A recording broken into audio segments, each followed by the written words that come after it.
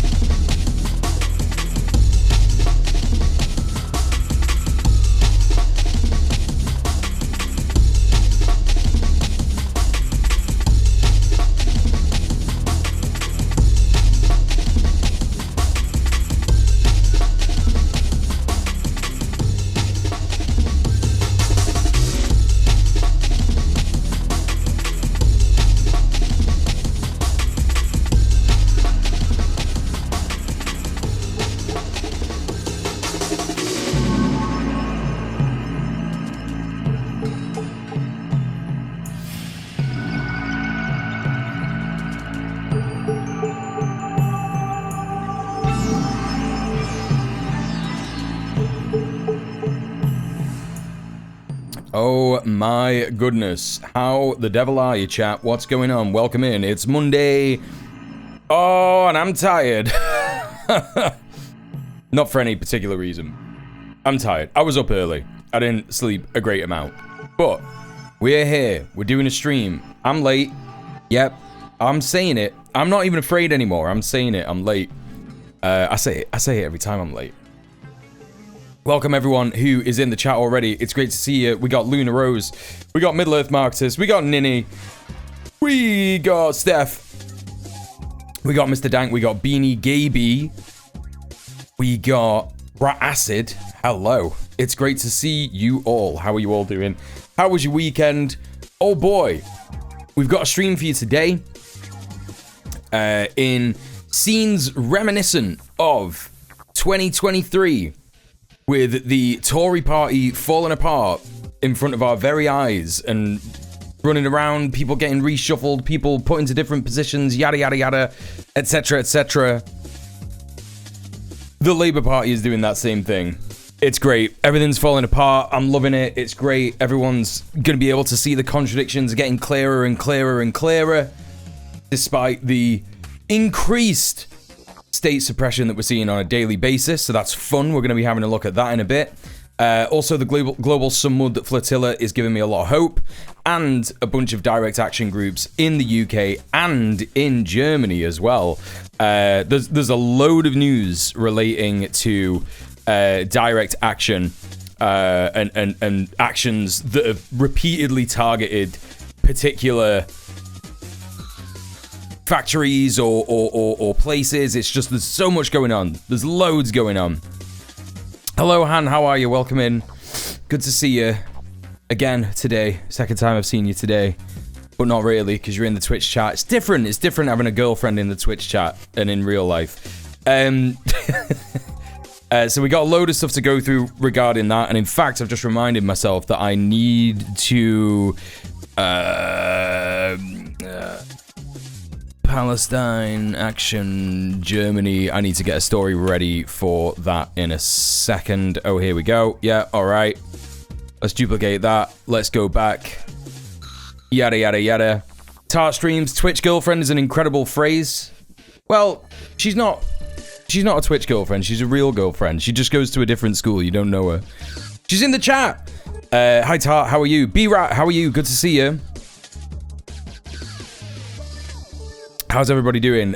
Speaking of my girlfriend, I had a great weekend with my girlfriend this weekend. She taught me how to play, what's that Soviet one? Dulat? Where you say Malatesta? Malatet? And also another game called King's Cross or King's Corner? King's Corner. Durak. That's what it is. Durak. There you go. Doing fine, spent the weekend making cassettes. That sounds very interesting. Please, make sure you go and check out Nada161 on YouTube. Let me see if I can find...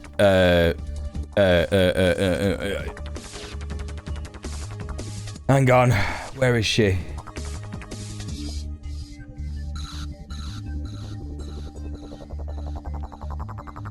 Also, Spanish government finally somewhat caved into demands from pro-Palestine organizations. Yeah, that's a great shout. We should talk about that as well. Let's talk about that, Tar. Absolutely. Yeah, let me get that. Hold up. Let me not get distracted. I'm shouting out Nada. I'm shouting out Ninny. There you go. Go and check out Ninny's music. I'm sure there'll be lots of interesting stuff coming out of her messing around with cassettes this weekend, so that's exciting. Molodets, that's how you say it. There you go. Don't know if that's canon, that's just what me and Yuli do. Right, okay. Molodet is just what you say when you concede to the other player. Nowhere near enough. Israel relations continue. Sale of arms seems to have stopped directly from the government. We keep up the pressure during the flotilla's arrival days. Hell yeah, let's go. Let's fucking go. That rocks. So, what am I doing here now? Let me just get some news about that. Spain's PM announces actions against the Zionist entity. And this is also something that has been happening all over the world. So there's loads of different countries that are doing this at the minute. Not loads, but there's a not insignificant amount of countries that are doing this now, which is great. Oh, this is fucking so good. I can't believe even the Times of Israel is reporting on Elbit systems in the UK. This is so good. It's great. It's really great stuff. So yeah, me and Han did that at the weekend. She taught me how to play some card games that I never played before, so we spent the afternoon doing that. And then I introduced her to Smiling Friends, which I think she likes, which is great. And we just watched a bunch of King of the Hill and a bunch of Smiling Friends. And she cooked a great dinner last night, a proper nice tea. Really, really good. And what else? Bloody hell. I feel like I've done loads of stuff this weekend. I saw Weapons. Oh, that was it. That was it. I saw Weapons. Hello, Percourse Language. Ailing Friends. Oh, Smiling Friends is hilarious. Yeah. It's great. Massive pizza. Yeah, I had a huge, massive pizza. I was like, I'm going to eat all of that. And Han was so supportive. She didn't even say, no, you won't, you fucking idiot. But she would have been right to say that. It was huge. It was like fucking that big or some shit. And yeah, it was so stupid. I was like, I'm going to eat all that. And she was like, yeah. But I took it home and had it later. It was a 22-incher, yeah. I mean, I had like, what did I have left? Like 2 slices left? And a slice... It was like a quarter. I ate like 3/4 of it, right? Minus the crusts. The crusts are obviously weighty, you know what I mean? They're very, very, very, very weighty. And margs. Well, I shouldn't have really had a marg because I'm a liver. But I thought I will try one. And I didn't like it. But it's okay because Han had my marg. I even felt weird going up to the bar and asking for it. I was like, 2 margs? Is that how you say it? 2 margs? I don't even know what it is. I've never even had one. I don't know what's going on. I don't know who margs is. What else is going on in the chat? What else did I miss? Anything else?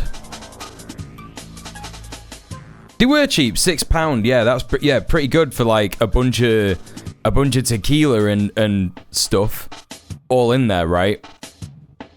Interesting fact that I forgot to tell you about Smiling Friends. Glep's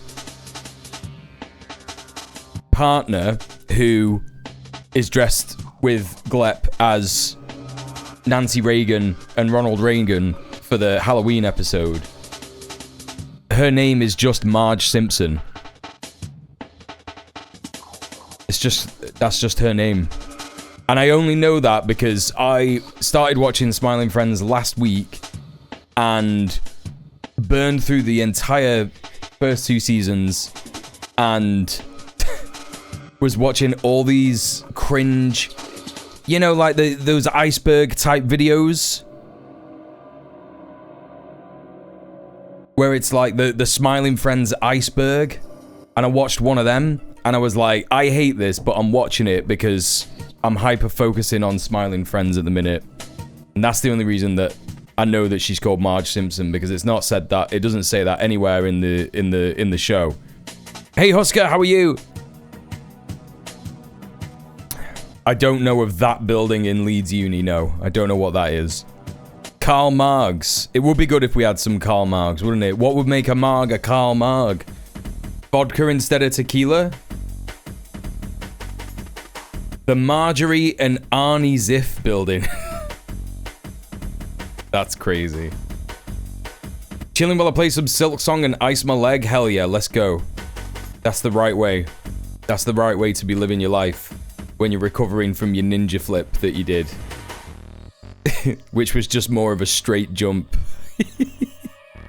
I'll never forget when you said that. Right, okay, let me get some of these tabs into play in the right order and stuff, so I know what's going on. Right, we got that.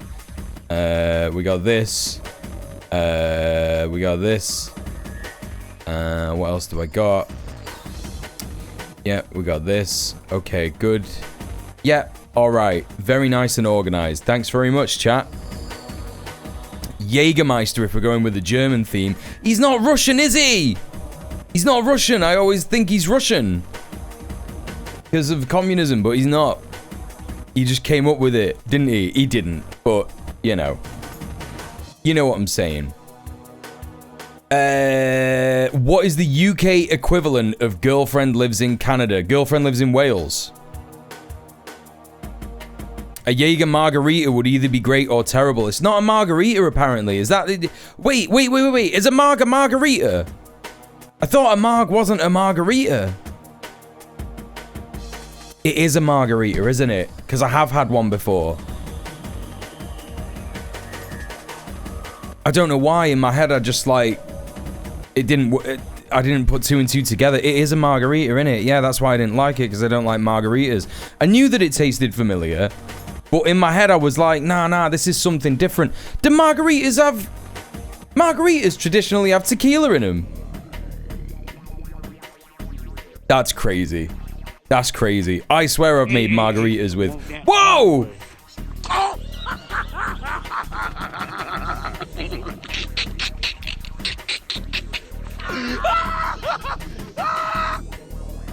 Krill, thank you so much for the £4.20.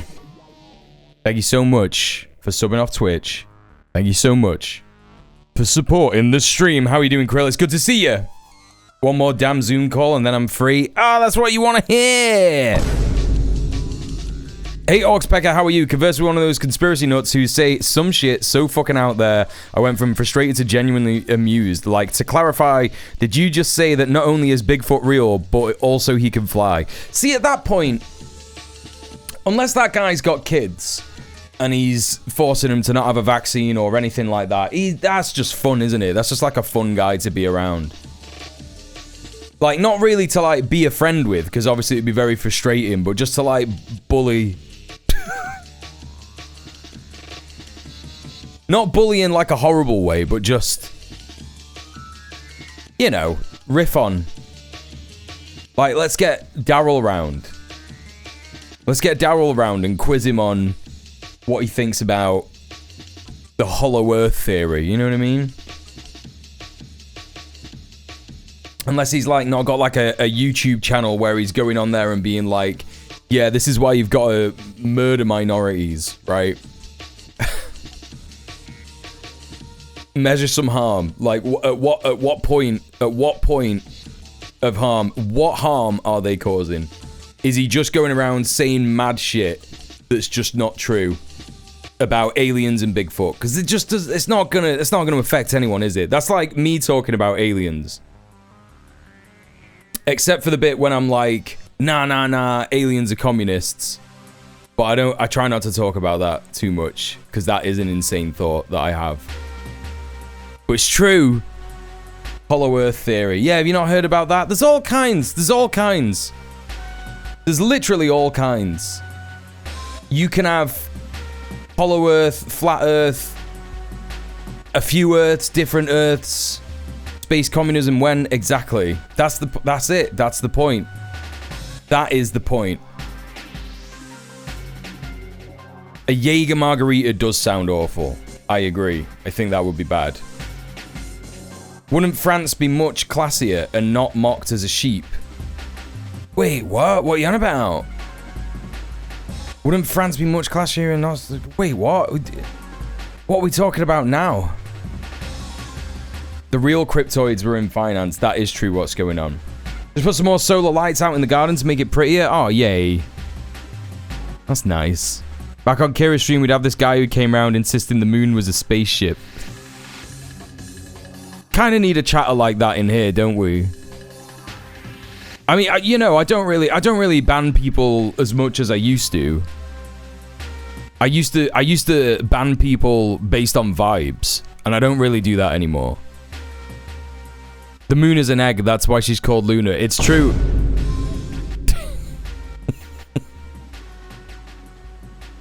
I can't believe any of you think the moon is real.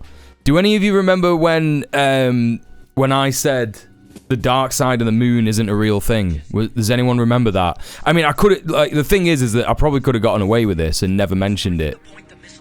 But I was like yapping on stream, and then I was yelling about what was it? The Daily Mail, or there was some. I'm referring the UK equivalent of Girlfriend Lives in Canada.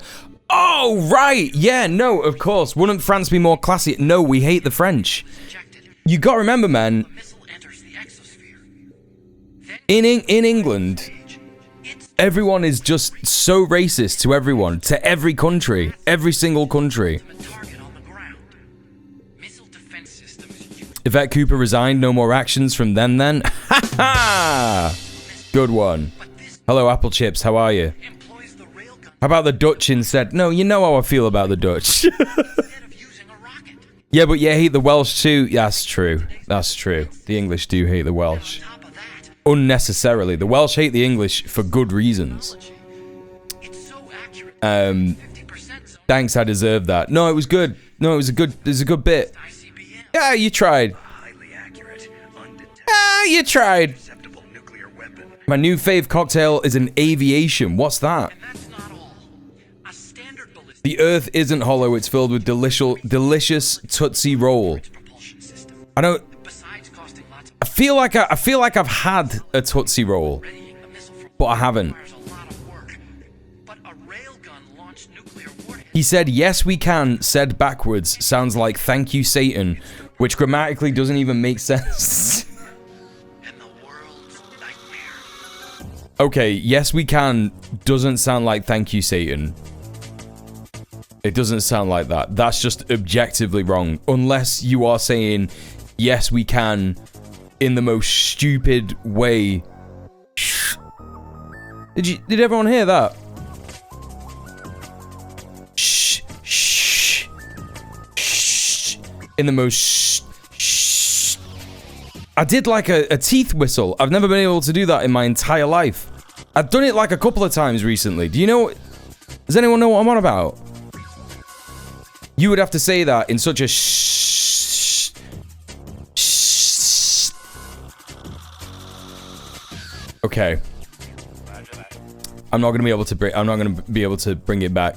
Hey, Goodman Master, how are you? I'm good. How are you? Thank you for asking. What else did I miss?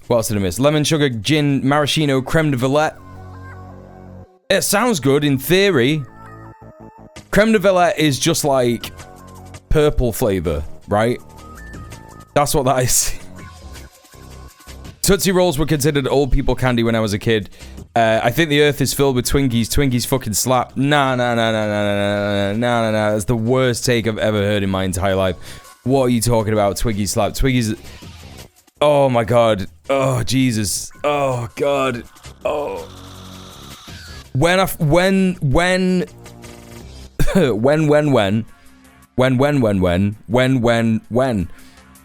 Aldi had a USA American section a number of years ago, maybe 2019 or something, seems to ring a bell being around that time. I got Twinkies. I was like, oh, these are the real Hostess Twinkies. These are the real Hostess Twinkies from Ghostbuster, my favorite film, right? From John Ghostbuster. And I took them home, smoked a big spliff, and I had about maybe 8 in a row, and I had the worst headache that I've ever had in my... Like, it was a migraine. And that's not just like, oh, dude, you ate 8 in a row. What an idiot. No. Like, I'm used to eating full sleeves of Oreos, full sleeves of biscuits, Especially at that time, I was a different guy. Is it any wonder I've got a bad liver? Is it any wonder? Okay, well, I'm being outnumbered by the chat. More people like Twinkies than don't. Mum would never let us buy Twinkies, which I appreciate looking back. She's looking after you. Yeah. Eating that much sugar makes me sick just thinking about it these days. I mean, me too at the minute. Like, I don't really eat that. 8 in a row is nothing. What the fuck is happening with... How do you manage that? I thought I was gonna die. Prison killed my sense of taste. It wasn't really the taste, though, because the taste was good. I got, like, a headache. Like, I had, like, a physical reaction. Do you know what I mean? Hey, Val, how are you? Twinkies are shit. There's so many better forms of junk food than that. Probably give you a headache because they have some preservatives that the UK doesn't use. That's exactly what I was thinking, yeah. That's exactly what I was thinking, Grill. It's got to be like that stuff that we were talking about. Do you remember when we were talking about... I had one of them Reese's eggs? Walnut Whip. You know who used to love them? Me Granny Bren. No, Granny Bet. Fucking Walnut Whip. I'm sure the microplastics will keep the trouble at bay. Yeah, my liver's gonna be full of fucking microplastics, that's for sure. Eat coffee cream Swiss roll instead of Twinkies. That sounds really good, actually. I made my vegan brownie last week. I've still got a bit of that left. I'm excited. To go back to that. Once you've eaten prison food, you can eat anything. Yeah, I believe it.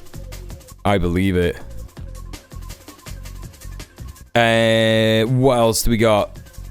Busting makes him feel like a top bloke. Yeah, that's me. Anything else? No, that's it, isn't it? That's the warm-up done. We've done now. We've hit a wall.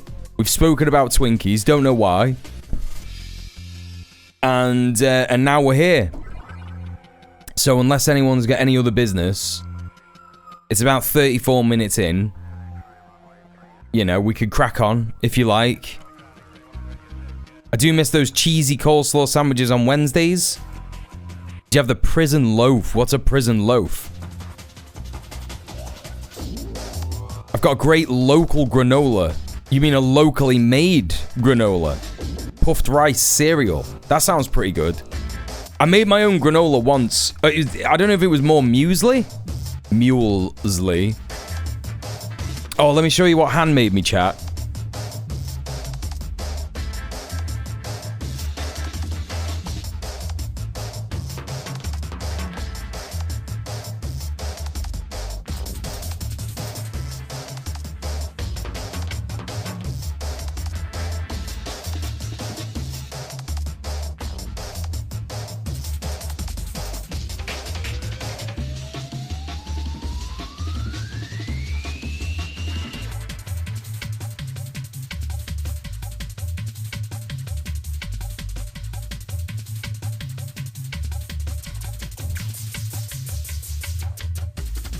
Yeah, that's right.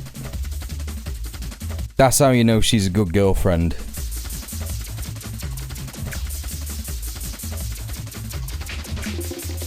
And no, I didn't just do it myself because I could never write that about myself. I just wouldn't even be able to. So there you go.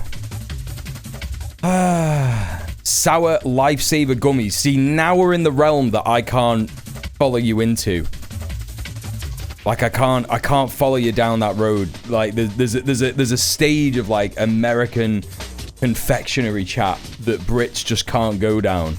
Like as soon as people say like lifesavers, I'm like, what are you on about? What does that even mean? I've only ever heard them mentioned once, maybe on The Simpsons, where Bart is talking about minty lifesavers or something. Yeah? What are they like, gummies? Are they always gummies? Is there a reason that you specified gummies? My disgusting American stomach loves all this shit. It's a hard candy that you suck on, right? It's just sugar candy but shaped like a ring. How do you know that, B-Rat?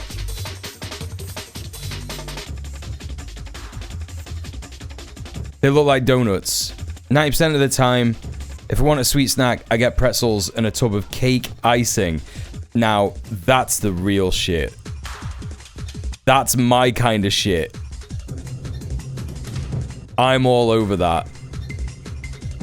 Han will remember the time that it was pancake day here in the UK. And we went to the shop to get pancake stuff to make pancakes. And I bought like an already made tub of cake icing. Because we couldn't get any chocolate sauce, I don't know why. And I was like, I'm having that. And I got it. And I just repeatedly had it on like different bits of bread. over the next month. I might still have it in the cupboard actually, I don't know. Pink shrimps. Do you know what I realized about some sweets in the UK? Particularly banana sweets, right? If the Americans don't know what we're on about, you probably have these. Banana sweets, UK. Right? Foam bananas. These fellas. They normally come with the shrimps as well. Right? I did have maple syrup. I did. Did it? Did we? We did, didn't we? We had maple syrup with the pancakes in February, didn't we? Right. Foam bananas. And they just would come in like a pack like this. Foam bananas. Banana flavor foam sweets. What I've figured out about these is that the flavor of these is like a real banana, but only if you're dehydrated. That's the taste. That's the taste. If you haven't had any water, and the only reason that I know that is because I cycled back from Han's house this morning to mine, and I hadn't had any water. I'd had 1 cup of coffee about that big. And,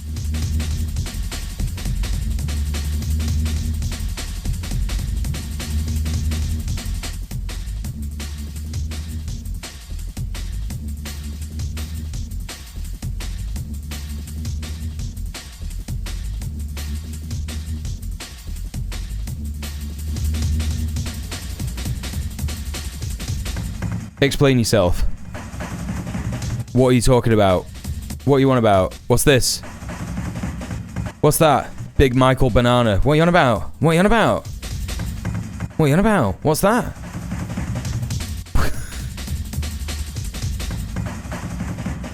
This is what I live for. It's Gros Michel means Big Mike. It's a banana species. Now I know what you mean. Yes, the extinct type of banana. Yes. Okay, correct. Sorry. This was insane. That was an insane thing to read in the Twitch chat. Fucking Big Michael banana flavor. That's my new name. That's my new name on Blue Sky. I'm doing it now.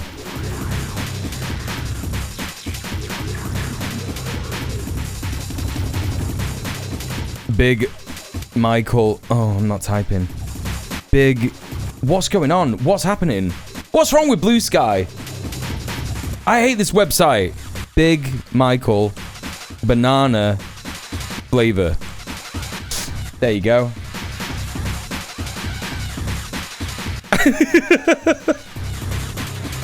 Large Michael! Large Michael! Like, now my chat is full of people saying Big Michael. I need to screenshot all of this. I need to screenshot all of this.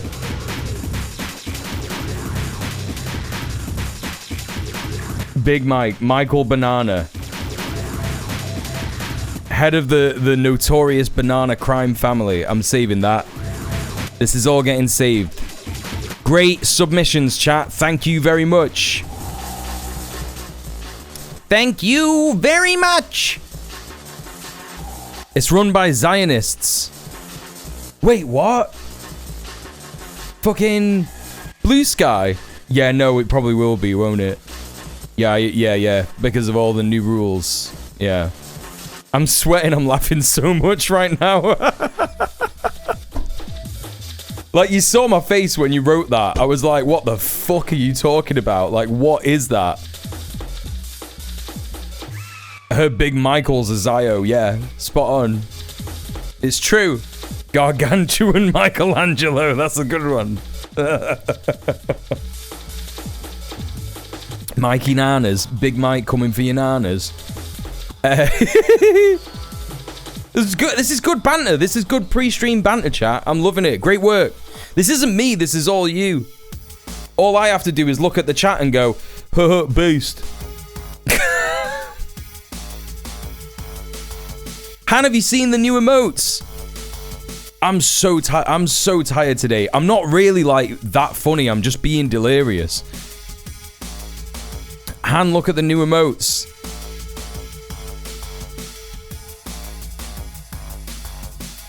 I'm just putting them in the chat now. Look at all them. Look at the Melput ones, particularly.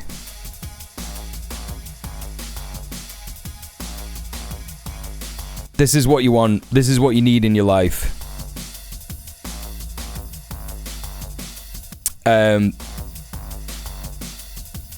Yeah. There you go. There you go. Look at all them there. Chat, show her the Melput. That sounds so bad. Chat, show my girlfriend your Melput. Get your Melputs out.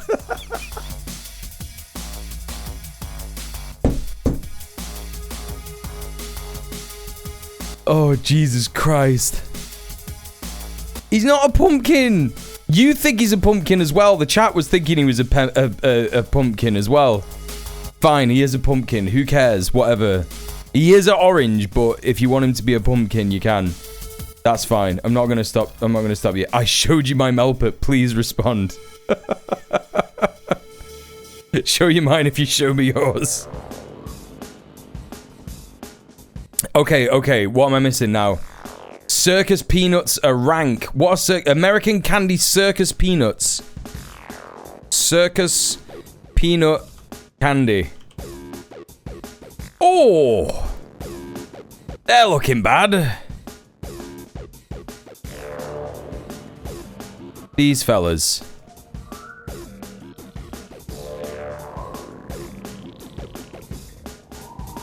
Them.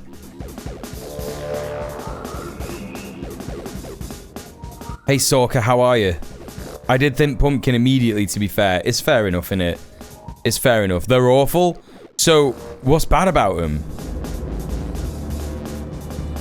They're the same thing as foam bananas. The ones I've tried were very not the same. I'm with you. These are nostalgic. I can't Melput because I'm not subbed anymore. Well, you know what you gotta do.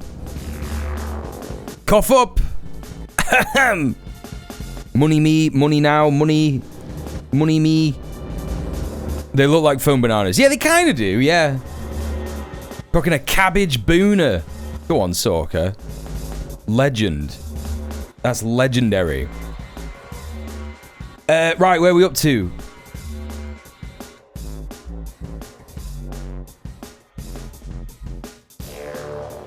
Do you know what slaps? Peanut flips. What's a peanut flip?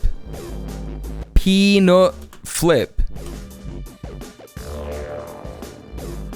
Oh, yeah. These are great. Are these vegan?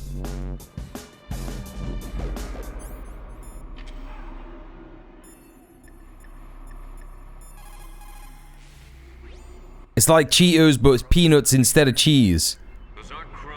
Is that true? Oh, Tart, thanks for the resub. I don't even think that came up. I don't know why. Maybe it'll come up later. Have you got to announce it? Have you done it stealth-wise? I think it increased the number of subs, though, so thank you. Appreciate that. Thank you for subbing. Thank you very much. Origi, how are you? Good to see you. You know, orange comes from a root word, naranja. I do know that. It got rebracketed to be une orange. That's pretty gloomy, Master. Une orange. Trader Joe's has these peanut bamba things that I tried once and loved, and then I found out they were Israeli. You know, it won't be hard to find an alternative because they won't be Israeli because that's made up, isn't it? They'll just be Palestinian.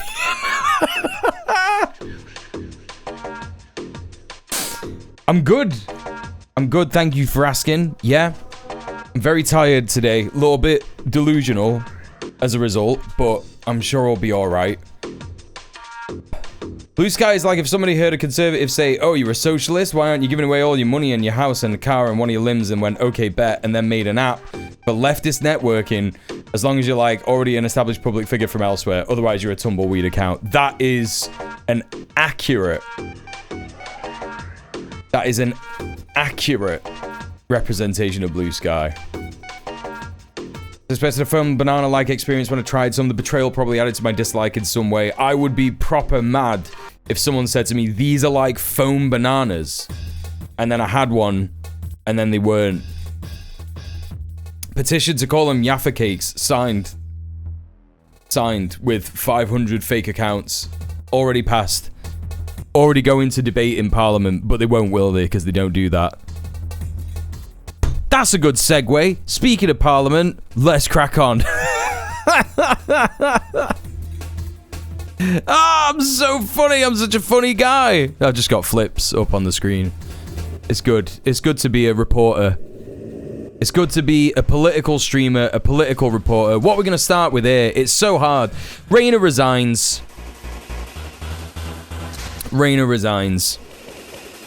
Angela Rayner resigned on Friday. Do you know who Angela Rayner is, chat? Most of you do. She's the Deputy PM in the UK Parliament. Deputy PM to Kier Starmer. She had a bit of a tragic week last week where everyone found out she had an 800 grand gaff and she was using some kind of bit of money, like her disabled son's PIP money, to pay the rent or some shit, or the not the rent, the ground rent. Or something. I don't know. I'm sure we'll learn more about it from Krishnan Guru Marthi. So, let's have a little listen to that, shall we? Whoa. Well, Angela Rayner's departure from all three of her roles, Deputy PM, Housing Secretary and Deputy Labour Leader, was followed... Did Yvette Cooper not resign? Has she just been sacked or something, or stepped down? I thought she's not the Home Secretary anymore. Like, Yvette Cooper is not the Home Secretary anymore. Have I got that wrong? This afternoon by a big cabinet reshuffle. Sir Keir Starmer took the opportunity to sack two other cabinet ministers. He made David Lammy his new Deputy Prime Minister. Yvette Cooper is Foreign Secretary, and she's Foreign Secretary. That's it. That's what it is. So she didn't resign. It was Angela Rayner. Yeah, let me change the title. Thank you, Sorka. Thank you. Okay, cheers. Right. Mahmood has taken over her role at the Home Office. Our political editor, Gary Gibbon, is with me.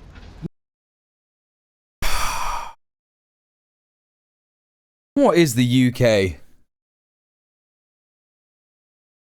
Sometimes I feel like it is just a psyop to make people in the UK.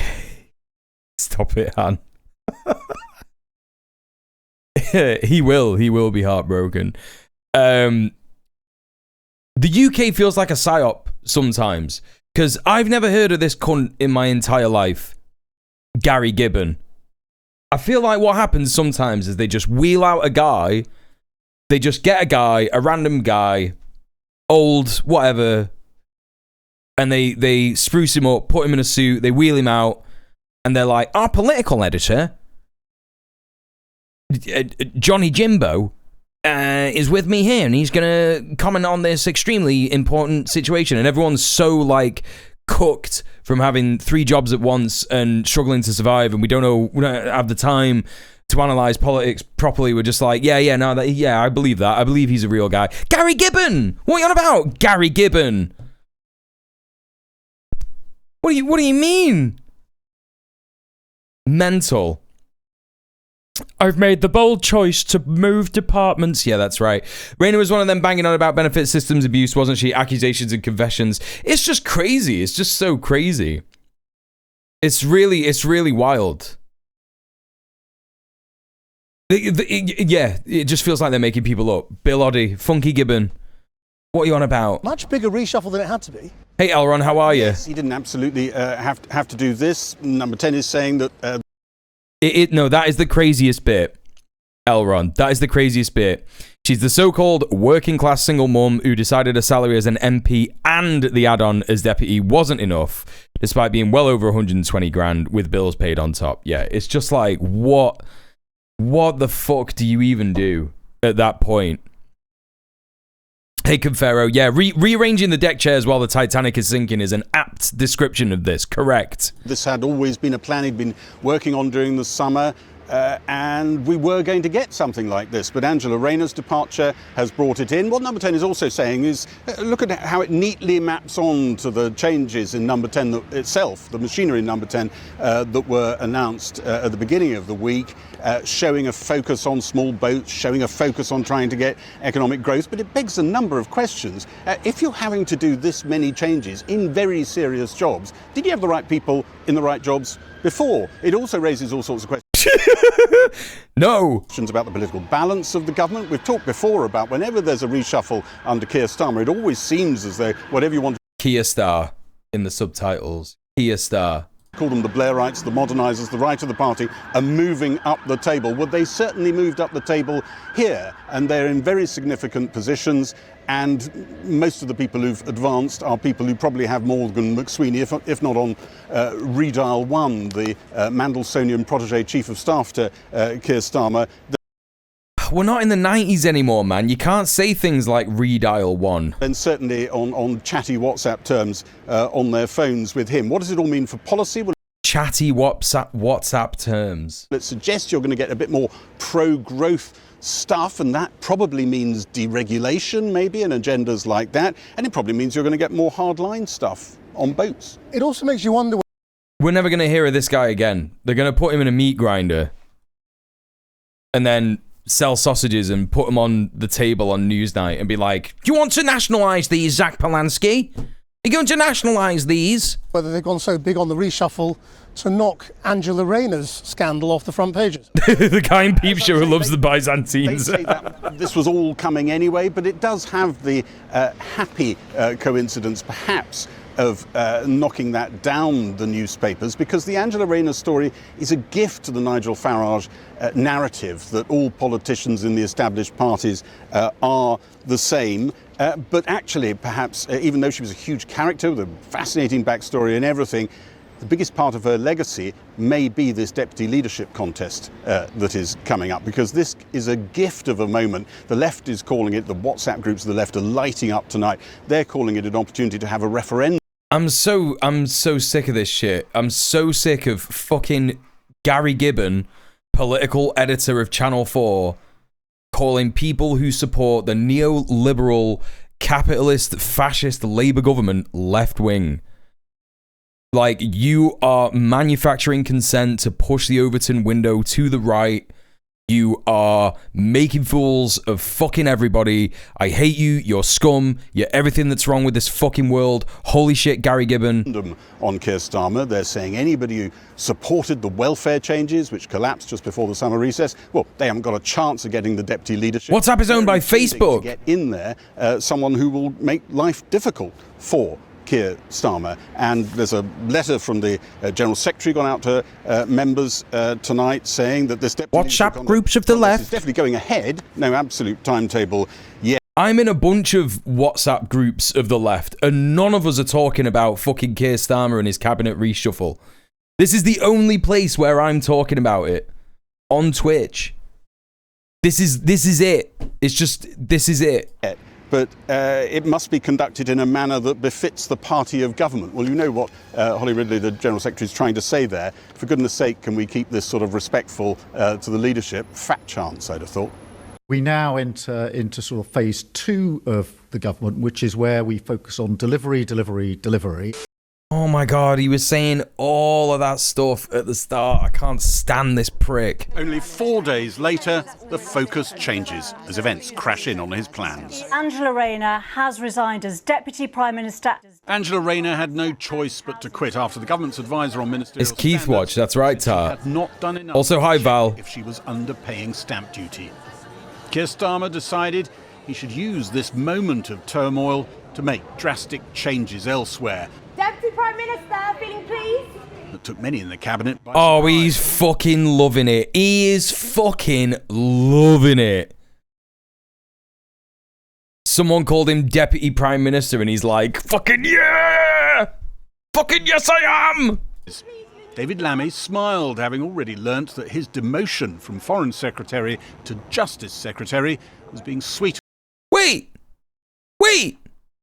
I thought that he made Lammy Deputy. Can you not? Wait. What is going on? with the title Deputy Prime Minister. The new Foreign Secretary is Yvette Cooper.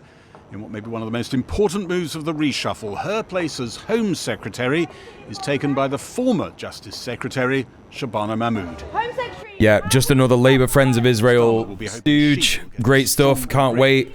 Also, she's a horrific transphobe. So, you know, while Yvette Cooper might not have been particularly transphobic, I think that Shabana Mahmood is.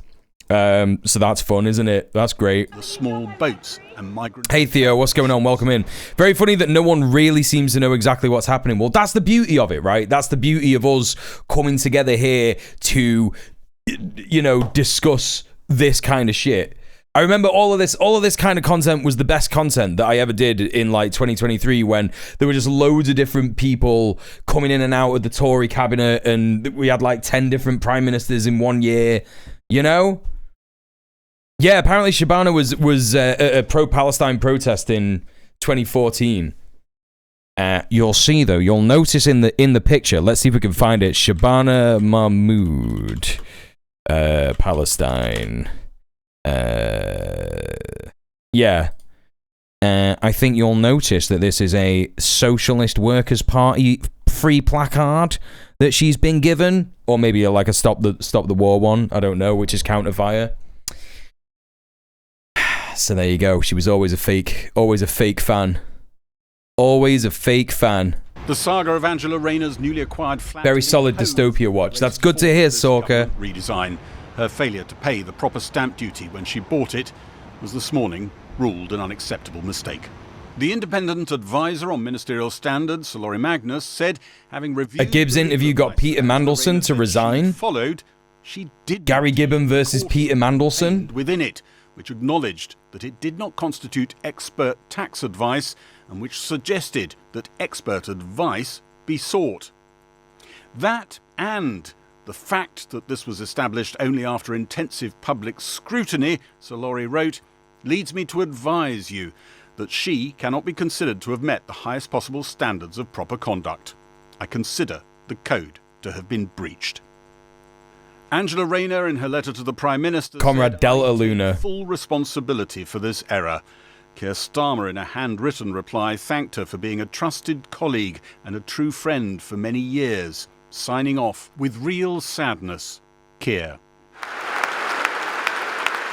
Her resignation, not just from government, but from her elected position as deputy leader, leaves a vacancy, which under the rules should be elected by Labour members and trade unionists. A chance to show Keir Starmer what they think of his premiership so far. This would be about as welcome as a bucket of sick.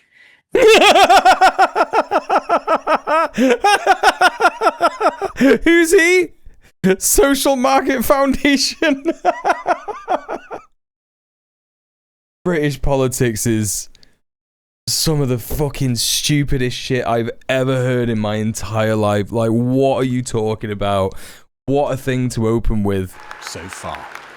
This would be about as welcome as a bucket of sick. The history of Labour Party deputy leadership contests is often that they show up a battle between left and right. They flesh printed another one. As it has been in the past. Wait, what did he say? What did he say? History of Labour Party deputies to show up left versus right. Okay, show yeah. up a battle between left and right. I mean, there's not really much difference nowadays. Pronounced as it has been in the past, I think this will show some. Well, he's right about that. Maybe some of the strains that might start to appear in the future. So you might see a deputy leadership contest where you've got someone opposing the government's position on welfare versus someone who is on side. What fucking absolutely cutting edge political analysis. I'm so glad that we heard from Theo Bertram about what might happen in the deputy leadership race. You might get someone who agrees with the government position and someone who doesn't. Fucking good job we're paying him, innit? How much is he getting paid? Send some my way, you pricks. At Reform UK's conference in Birmingham, Nigel Farage brought forward his leader's speech a few hours to make sure the reshuffle and the Angela Rayner story didn't steal his... Yeah, no, it was a good pause, that, wasn't it? To a government that, despite all the promises that this would be a new, different kind of politics, is as bad, if not worse, than the one that went before. Nigel Farage has said privately that Angela Rayner would have been the Labour leader he most feared. Hello, 40 Bay. Welcome to the stream. Her authenticity, more in tune, he believes, with this political age. A talent now lost to a cabinet where more than... What are you talking about? What are you talking about? It's like you can just have all the fucking same politics as Kier Starmer, throw Palestinians under the bus, throw trans people under the bus, throw migrants under the bus, and, you know, just have a little dance at a rave, innit? And that's the progressive values that you need. Those are the progressive values that you need. Yeah, just have a rave. Just go to Park Life and have a rave. Yeah, that's how you do it. Yeah. Start tomorrow. Just be a bit northern, go to Park Life, have a rave. Yeah. In a new job. I think there's going to be a big change in the Home Office right the way through the ministerial rankings on clearly the small boats issue, the public confidence in the government's ability to be competent and to demonstrate fairness. You are making apologies for, look at him with the fucking Tony Blair book in the back. That's how instantly you know this guy's politics straight away. He's a fucking briefcase wanker. Completely fucking depraved bullshit. You know what I mean? Tony Blair autobiography. You know? Well, that's what I'm saying, Val, right? He's like, yeah, the small boats issue. There's no issue. He's manufacturing consent. These issues is right at the top alongside the economy. I think, though, the big... It's so joke because it's like, it's there in plain sight for everyone to see, innit? Oh, the economy is going to shit, but the small boats. Come on, man. The big news story, in a way. Meanwhile, how many people are dying because they can't get PIP? How many people, when is there going to be an inquiry because people have had their PIP taken away from them? When is there going to be an inquiry over, rent going up despite the Labour Party running on a platform of, yes, we're going to push the renters reform bill through. We're going to get it done. It's still not gone through.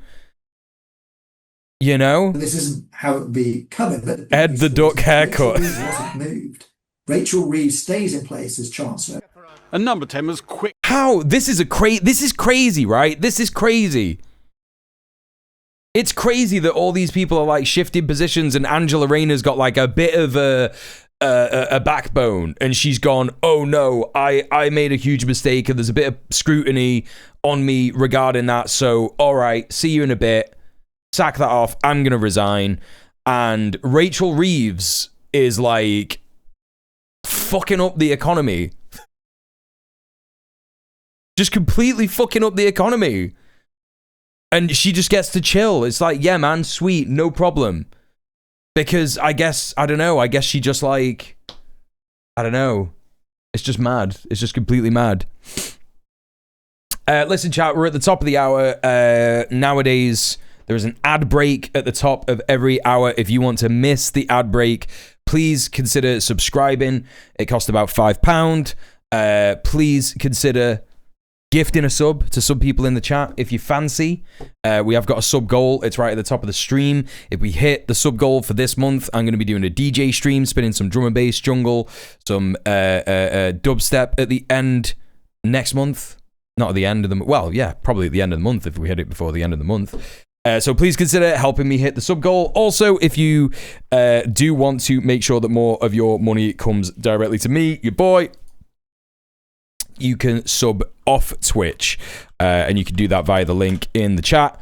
There it is. Hit that Streamlabs link right there. Chuck me a $5. That's all I ask from anybody. If you can make it. If we hit the dono goal, the sub off Twitch goal for this month, we will be having another bonus stream. So if we hit both goals, we'll be having 2 bonus streams next month. The sub off Twitch dono goal is for a gaming stream with me, Aslan, Murphy, and Gobs that we're going to arrange at some point next month. So please consider supporting me. If you can't afford to do it, don't worry. There's no judgment here at all. There's loads of free ways that you can support me. Go to my socials, follow a social, go to my YouTube, like, comment, and subscribe. Like a YouTube video, comment on a YouTube video, and also you can retweet and repost the go live tweets, which will attract more people to the stream, and they can support me if they are available, or if they're able to. All right, that's the call to action. The ad is going to start in probably 2 minutes. Can I run it early? Can that happen? Yeah, okay, so I'm going to run it now. All right. To telegraph Rachel Reeves wasn't going anywhere to make sure the government's problems weren't added to by market panic. Kier Starmer hopes his new deployments may be better at getting the economic growth she desperately needs to make the nation's numbers add up. Darshna, how has the resignation gone down there? Well, Angela Rayner has been the MP here for a decade. She was the first woman to represent this seat, and she's been a trailblazer in so many ways. And a lot of people said to me today that they feel that her story of a working class girl done good is something that inspires them. That's a word that I heard a lot of. And people say that they could relate to Angela Rayner in a way that they couldn't with other politicians. But, and it's a big but, another word I heard today a lot of was disappointment. And worryingly for Labour, a lot of people said that they felt it was perhaps inevitable that as she rose through the Labour ranks, it was perhaps inevitable that she would forget those working class roots. She inspired quite a lot of people. So, yeah. And she inspired them because she was working class, because she made it to be Deputy Prime Minister? Yeah, she made it up there from, how far she has come, and without qualification for her to come up there. So I would say, many people were inspired. It's actually sad that she is actually resigning. So you think she was a good role model in a lot of ways? Yeah, instantly became a class traitor, innit? Absolutely, isn't it? That everyone can aspire to that, because that means anyone can get into a position like that if you work hard enough. And she's worked really hard to get where she's got to. Yeah, she sold her fucking community under the bus. She sold out her community. That is what I meant to say. And it is just so completely depraved and disgusting. She spent a lot of time campaigning with these people, right? Telling them, yes, I will listen to you about your concerns about the benefit system. Yes, I will listen to your concerns about Palestine. Yes, I will listen to your concerns about all the racism in our community. And now, during her time as deputy PM, just completely betrayed every single one of those positions and ended up with an £800,000 house and fucked it all up, didn't pay enough stamp duty, stole her disabled son's money or whatever it is. I don't know where that part of it comes into it yet. But yeah, wild, just absolutely wild. A lot of other girls. Hey Judy, how are you? Do you know what I mean? Not just her. So I don't feel sorry for her. Not one little bit. And she should be paying all that back. Yeah. Tax. Just give that back. Give it back. She's not fit to represent the town. Not in my opinion. She's sitting at liberty. The only regret she's got is the fact that she got found out. Yeah. And now Keir Starmer's going for a big reshuffle. Would that tempt you back to Labour? No way. It's just a constant. All parties do this, don't they? When things go wrong, we have a reshuffle. So we reshuffle, and 6 months down the line, we're in the same position we were the 6 months before. So it doesn't work that. If the quality's not in the party, it's never going to happen, no matter how long you reshuffle. He's right. And it's interesting, that view there of what next for Labour as well as for Angela Rayner. She continues to be the MP. It's dead, it's done, it's over. Say they hope she'll continue to be a straight-talking backbencher. But I think her story illustrates just how... But she's not been straight talking for a long time. It's crazy that they're glazing her in this way. So few politicians today people feel are genuine. She's just built up that reputation. I think someone said it before. How did you say it? How did you say it before? Someone's her like PR guy got her to be recognized as this working class northerner who come from nothing, and now she's deputy PM, you know what I mean? And it's like, what authenticity did she have really if as soon as she got into her position just betrayed her constituents, you know? And that all-important word that so many struggle to convey, authentic. She's just gonna vote with the whip, Elron. She won't be doing it. She won't be doing anything. Do you know what I mean? It might be over for her, to be honest. I don't know how you can kind of come back from something like this, even if you were to like quit and join the Green Party or something like that. Like who would trust someone like that? You wouldn't even take him on as an MP, right? You wouldn't even take him on as an MP in a different party. All right, let's see what the fucking fascist right is saying about this. The title of this video, by the way, on YouTube is "The Lefties Are Crying Bitter Tears." That's funny, because I've shed no tears about Angela Rayner resigning, and in fact, I've been having a little laugh about it. So, who you think is the left? It's not really the left, is it? Let's see what this 8-minute video. I'm sure there'll be absolutely cutting-edge political analysis in this GB News video. Newspapers with the writer Emma Wolf and political commentator Jonathan Liss. Good morning to you both. Morning. Oh, him. To be starting with Nightmare on Downing Street. Well, yes, commiserations to all the lefties out there. What the fuck are you talking about, man? Commiseration to all the lefties out there. It's like Hitler having a fight with Mussolini, and Mussolini getting a black eye and going, "Oh, I've lost the fight," and then someone on GB News being like, "Hey, commiserations to all the lefties out there." Fuck off. I didn't know we'd all been fired. Well, no, exactly. Crying bitter tears. You'd leave now, Jonathan. Crying bitter tears and... Yeah, just keep saying it. Just keep saying it. It'll definitely make it true. Watching Some your of the headlines are very, painful. This is a disaster. This yeah, really. But is it really disastrous, or is it just the Prime Minister reshuffling? That's what they do. Well, I think he's tried to look decisive yesterday. Well, it's proper cynical, right? It's proper cynical, the way that she's saying those words. She's just like, "Oh, commiserations to all the lefties." It's like she doesn't believe it. You know what I mean? I think I agree with you, Oxpecker. I think she's just like, this is my job, this is my paycheck. Just say the word, say the line, Bart. Lefties crying bitter tears, crying bitter tears. Tried to take swift action, tried to shuffle things around. But I mean, many of us are just saying, well, this is shuffling deck chairs around on a sinking ship. Titanic, whatever metaphor. Who said that earlier? Who said that? Who's been watching GB News? You're getting banned. This is it. It's time for the purge now. I'm joking. It was good when you said it. You want. I mean, really, he didn't get rid. It's just the same old faces. He didn't dare to get rid of any of his senior team, so he shuffled them around.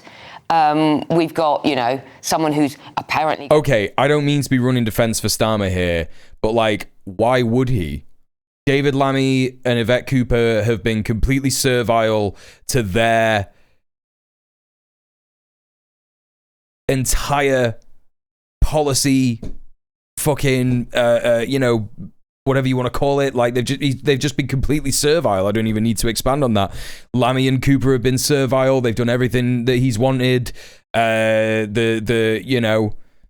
The only rebellion that he had within Labour was when he did the benefits thing, but he like pulled the wool over everyone's eyes with that bill, and then it got passed, and now it's just really shit, and everyone's like, oh, this is shit and rubbish. Oh well, at least I've got my MP's salary. You know what I mean?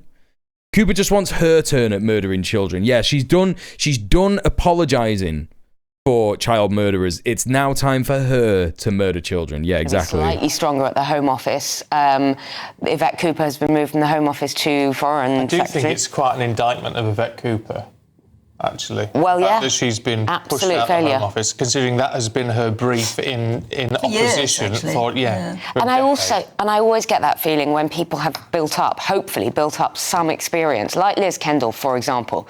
Presumably by now she's built up some knowledge and experience. You can't just do a job for 5 months and then get moved. But what you're really DWP, and now she's back in science and technology. What you're really critiquing is the way that politics is done in this country, because that's what prime ministers have always done for time immemorial. At some point in the premiership, rearrange all of the leaders, and I think it's actually, I agree with you. It's a strange way to run a country, because you'd agree with Nigel Farage then? I do think it's a strange. I don't think I'm not.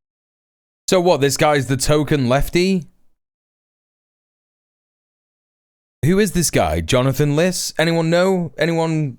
I recognize him, but like I couldn't tell you. Blaming Starmer for it, because I understand why prime ministers do it, because they want to kind of renew in office. They want to sort of have a fresh feel, novelty, kind of sort of can give a sort of fresh impetus. One hopes, anyway. I'm not sure it will happen in this case, but it sort of. It's not like having a CEO where you rise up in your field. He's a token lib, right? Years, and then you get to the top. Yeah, no, he's not a fucking lefty in any way, shape, or form. He literally just said CEOs rise up in their field for many, many years and then get to the top. That has never happened. That has literally never happened in the history of humanity. What are you talking about? Although, having said that, some CEOs do actually move. I remember you had the head of the post office moving to the head of the FA, for example, a few years ago. So it does happen, of course, in business as well. But I think that it's a strange thing to do, and I agree with you, that when you have this expertise as the current sort of set do, Yvette Cooper, David Lammy, etc., they have built personal relationships, it then is a bit strange to move them, but I understand why he's done it. As a journalist, I always need to remember more in less. Oh, what the fuck is this? What the fuck is this? What is this okay.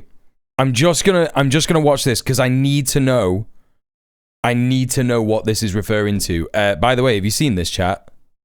On this GB News advert that they're shilling for. That is the second half of Made in the USSR. On a stopwatch there. Interesting that GB News are using that imagery for this advert. What is this advert? But I understand why he's done it.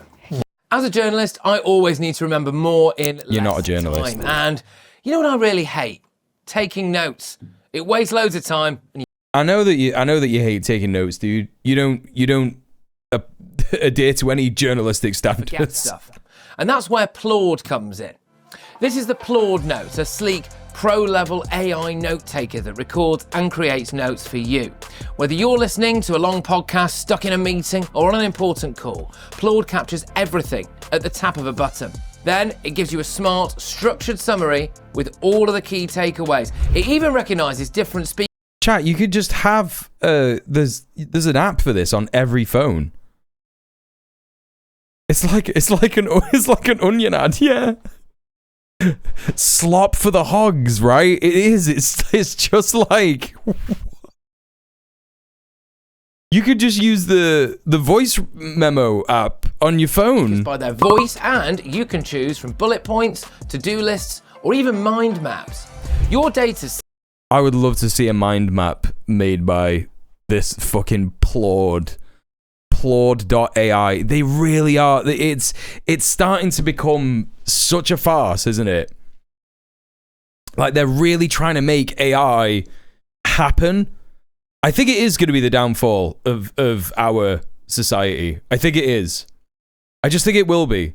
Because Liberals can't understand it because they keep calling it techno-feudalism. They're like, AI, it's the era of techno-feudalism. And it's like, what are you talking about? What are you talking? You just don't even understand anything. And then you've got fascists who are like, this is great. It's not a bubble. It's not a bubble.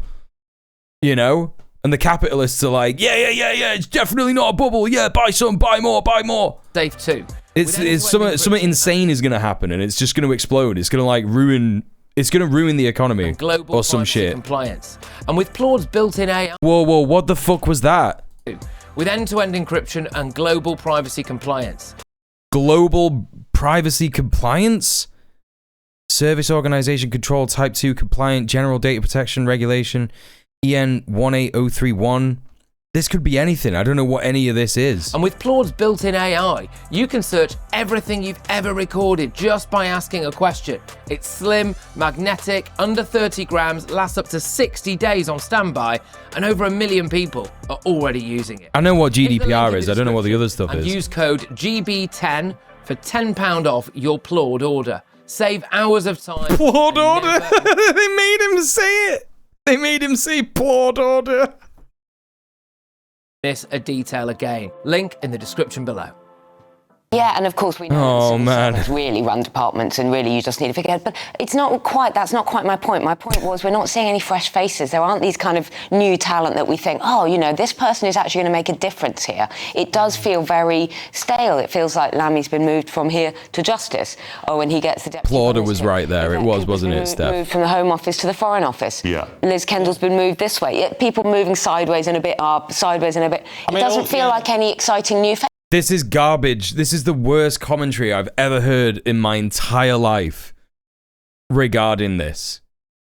Everybody, like, if we lived in a normal world, if we lived in an opposite world where actually GB News was a desk full of communists, there would be like a minute spent on this. There would be a minute spent on this maximum. And it would be like, yeah, they're just making the appearance of organisation, and it's actually just a distraction and a smokescreen from the fact that the government is deeply unpopular, and there is actually probably no one who would want to fill these positions because they're so deeply unpopular, actually. And everyone would go, yes, I agree, comrade, let's move on.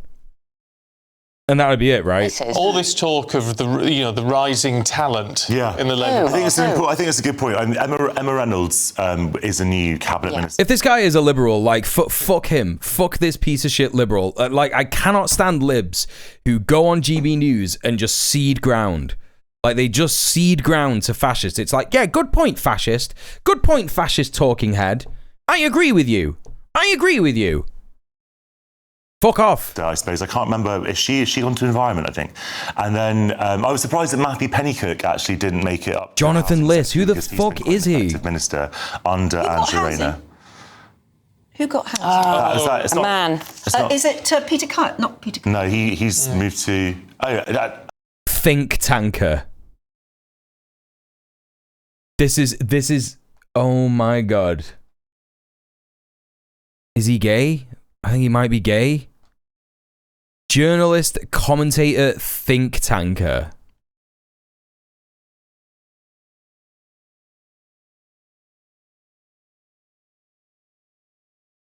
I think it's time I told my Boris Johnson story. It's a story about the time as Foreign Secretary where Boris Johnson committed a straightforward resigning offence, got caught out and got away with it. Who is he? He appears to be critical of Yvette Cooper, her hypocrisy regarding Palestine.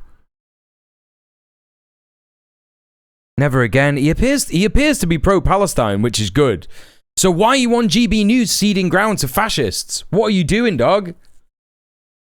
What are you doing? Why have you done this? How much money do they fucking offer? It can't be that good.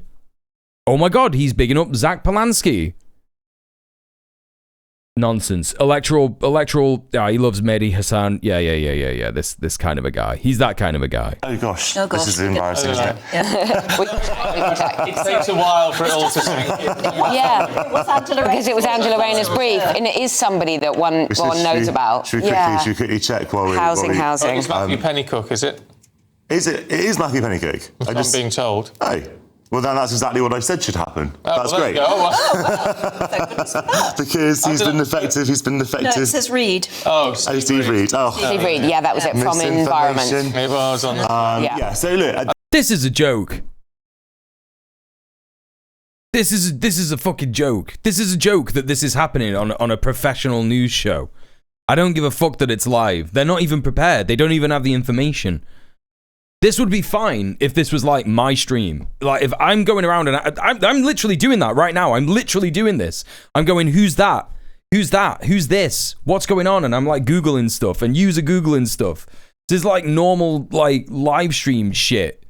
But these are like supposed to be real proper newscasters. And they're just there like, who is it?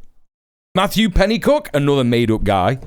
He's not real, is he? But I'm wondering, and Jonathan, maybe you can answer this, is it because, you know, by sacking anyone senior or by doing anything too radical, he would then make more enemies, Starmer would make more enemies, and that's not really... It's a bad live stream, you're right. GBBs, yeah.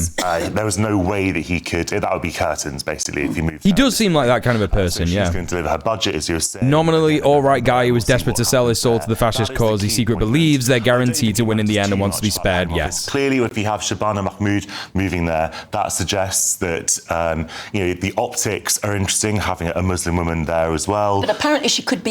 What the fuck are you talking about, dude? What are you on about? What do you mean? It's just slop, isn't it? It's just fucking slop. The end of November, and we'll see what happens there. That is the key appointment. I don't think it matters too much about the Home Office. Clearly, if you have Shabana Mahmood moving there, that suggests that you know, the optics are interesting, having a Muslim woman there as well. But apparently she could be even more tough than anyone But that's the thing. Yeah, So, people are saying that she's also nails. gives, right, that will also give Labour the political space maybe to be a little bit tougher. I don't know. It's certainly not something that I would approve of. But I think that's what they're looking for with that. And Yvette Cooper, I don't think it's necessarily an indictment of her time at the Home Office. I don't know what experience she has in foreign office or diplomacy, but I think she is an effective minister. I don't agree with her decisions. I don't think... No, not male nails. As in hard as nails. Well, that's true, actually. I think it's a very, very difficult brief to have. I don't agree with a lot of... Has he said anything about David Apekman or Taylor Lorenz? I don't know. Let's have a look. But I think that the consensus is that she is an effective minister. I'll tell you what, it's also about optics in all of this, because I know that actually the job of Deputy Prime Minister is a bit of a hollow title. It's a bit in like a being way. the VP in America, isn't it? However, it resonates with the public. People see it as an elevated position. And the one person who I said when talking to you last night, and this. Why have they done the strike through? What the fuck is going on at GB News? Oh, it's their old role. Sorry. No, it makes sense. Sorry. It makes sense. I'm looking to criticize everything. So, there's been a reshuffle. What's happened? Who's Deputy PM? David Lammy. And I went, oh, you've got to be kidding me. Because he's not he's a really nice man in the flesh. I like him a lot in the flesh. However, his perception amongst the British people is not a good one. I'm not sure that's... That would be the case for you, I'm sure. Let's hear what Jonathan Liss is going to say to that. I'm not sure that's fair, to be honest. I'm not sure that people have that much of an impression of him either. What are you talking about, dude? This guy is retweeting, like I'm on his timeline now. He's retweeting the Palestine Action Defiance Ban protest. The Palestine Action Ban protest that happened this week, where this lady got arrested again. Like, he's retweeting the Defend Our Juries people, and he doesn't think that David Lammy has a poor perception in the public consciousness. Are you daft? Who is paying this guy? Can I have some of his money? What are you talking about? What do you mean? Desperate for his next consultant gig. Yeah, literally. Didn't even bother to put on a real shirt. I think he's... True. Look, obviously I disagree with a lot of the government's decisions over sort of Gaza. I don't think that is necessarily Lammy's fault per se. Oh!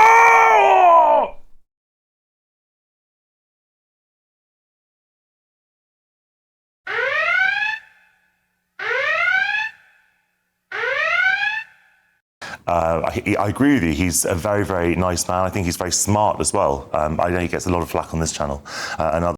This guy, he wants to be David Lammy for various reasons. No, not just here, actually. No, I know, but I've had many conversations about him on this channel that he does seem to get, he does seem to rile people up in a particular way. But it is a demotion, clearly. Having said that, as Deputy Prime Minister, you do get to sort of have personal relationships. So maybe there will be a bit of continuity with, for example, JD Vance, because that does seem to be a bit of a bromance they've developed. Yeah. And do you think that Rayner will be sort of literally garbage political commentary? That guy's entire title on this program is political commentator, and he might as well be commenting on sludge. You know what I mean? Just like sludge mushing together in the rain. Oh, well, that's looking a bit different now, isn't it? Shut up, man. Fuck off. I hope she is. I don't think that it's such a... What do you mean you hope that she's back? What do you mean? ...crime in the world that she's committed. That's why they've got him on. They've paid this man £10,000 so that he could say the stupidest shit ever and make everyone mad, including me. Whoa. Well, that's a bit controversial. Anyway, back with you two in just a moment. We've got more. Yeah. Whatever, man. Asking Manx about Angela Rayner's resignation. So earlier we saw some people from her constituency in Ashton underline, and now this is more my ends in the city centre. To have a token working class person, but I don't think she was acting. Whoa, let's pull that back. Nice to have a token working class person, but I don't think she was acting in a way that actually benefited that community. We wouldn't get away with it, so why should she? Good riddance. Mr. Starmer, we just need him to go now. The Boris Johnsons do not represent the majority of people. People have got more in common with people like Angela Rayner. Do you think you'll ever vote for Labour again? No. Never. Angela Rayner has resigned today. She has resigned now, yeah, after everything. What are your thoughts? It's difficult. I like her, but then, rules are rules, and you've got to set an example to people, and we're all struggling. I've paid stamp duty in my flat. It was a pain in the arse, but I had to do it. Well, we wouldn't get away with it, so why should she? She absolutely hammers us with tax, and it's just, good riddance. If you get caught doing something you shouldn't be doing, then, you shouldn't be in the position of power that she's in. So, good that she's quit, but I don't see how it's really going to help the rest of the country out at the moment. Because like this is great because it is just such a spotlight on how normal people are feeling about this.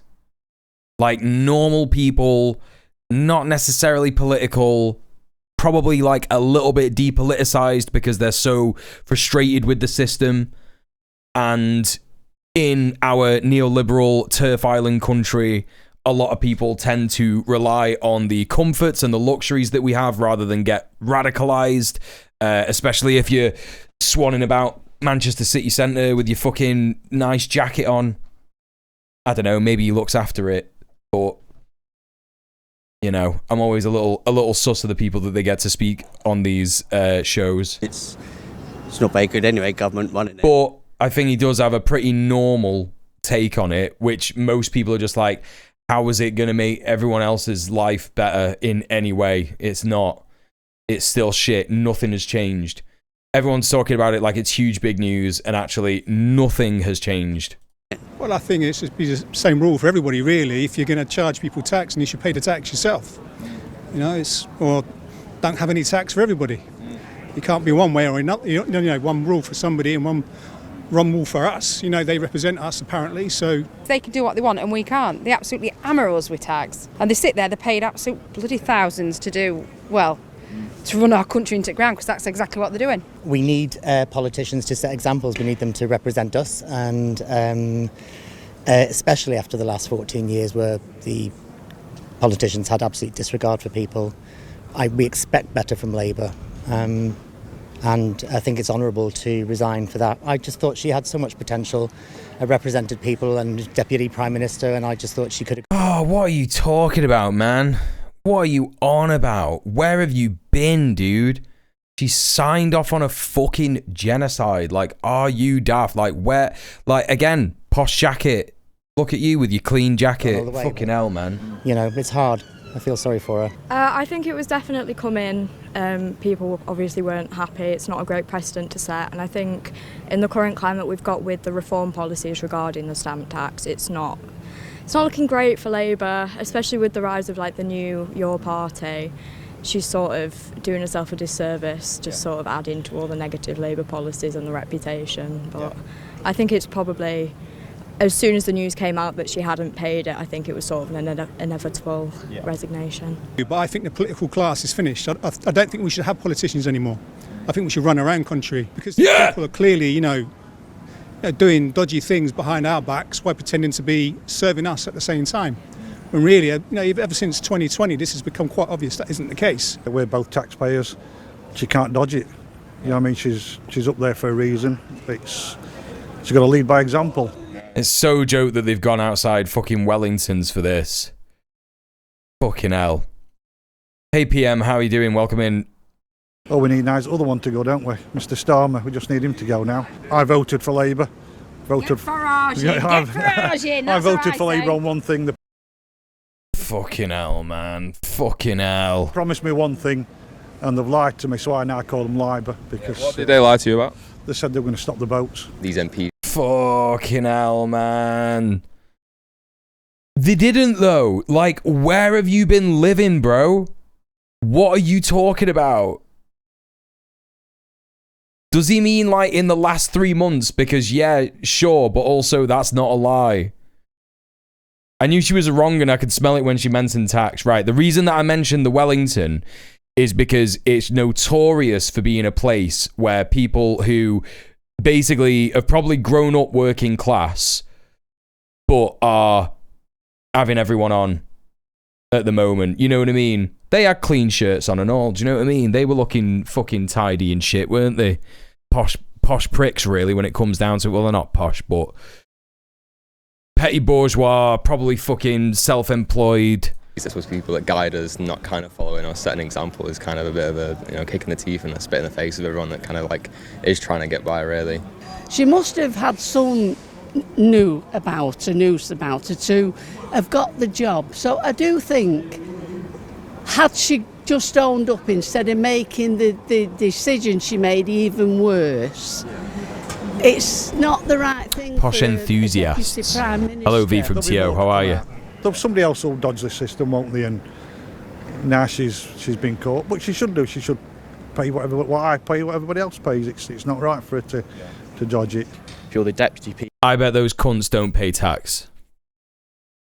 Without a shadow of a doubt. I bet they actually don't. I can't dodge it. You can actually. You can. Self-employed people dodge tax all the time. It's called cash in hand. Working for cash in hand. You don't record it. You have no record of the job that you've done. Don't mention it. Yada, yada, yada. There's loads of examples of that. What are you talking about, man? Yeah, I mean, you're avoiding paying tax. Yeah, if you're employed, you can't avoid paying tax because your employer deals with it, innit? Do you know what I mean? And, supporting the country. But it is funny when people say stuff like, I can't avoid paying tax. It's like, why have you said that? Everyone knows that. What do you mean?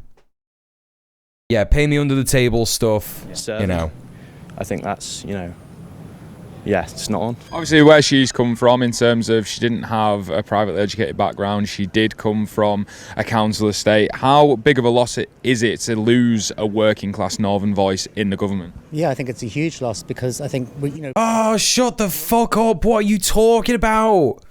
She's just towed the line for the last year. She's got so much money. These people are so fucking disconnected. Everyone who's saying this, everyone who's saying, but she's working class, she's a northerner. Fucking shut up, man. She had an 800 grand gaff. What are you talking about? 800 grand! Politicians are to represent us. The Boris Johnsons do not represent the majority of people. I think people have got more in common with people like Angela Rayner. But at the end of the day, she's still got a future and she'll still have a job and she's respected by people. I think she'll get more respect for taking that decision. Completely delusional thinking. What are you talking about? Me. I don't vote Labour. You think Angela Rayner sounded more posh than the Queen? That's a more people absurd from exaggeration. working class backgrounds should have the opportunity to do that, because they're going to understand what's going on in the street, or in a low income area. They're going to understand what it feels like to struggle. For your parents to be working all the hours that that come and go, and you still can't pay the bills, you still can't survive, you've got to go to food banks and all the rest of it. I very much doubt if Angela Rayner goes to a food bank, and you've got people who work for the NHS going for food banks. I mean, how is that even right? As a working class person myself, and having grown up in that environment, a lot of the things she was doing in Parliament, it was probably beneficial for her to have that sort of label as a representative label, but I think the policies that she was helping to enact probably didn't represent that identity anyway. So it was nice, spot on. This person's got the best take. Working class person, but I don't think she was acting in a way that actually benefited that community. It would be a loss, but then a lot of people, come from that sort of background, and when they get to a position like hers, it can sort of corrupt them a little bit in a way. So I think, spot on. Losing her. She was getting loads of dough. How much was she getting from Labour Friends of Israel again? Angela Rayner, Labour Friends of Israel.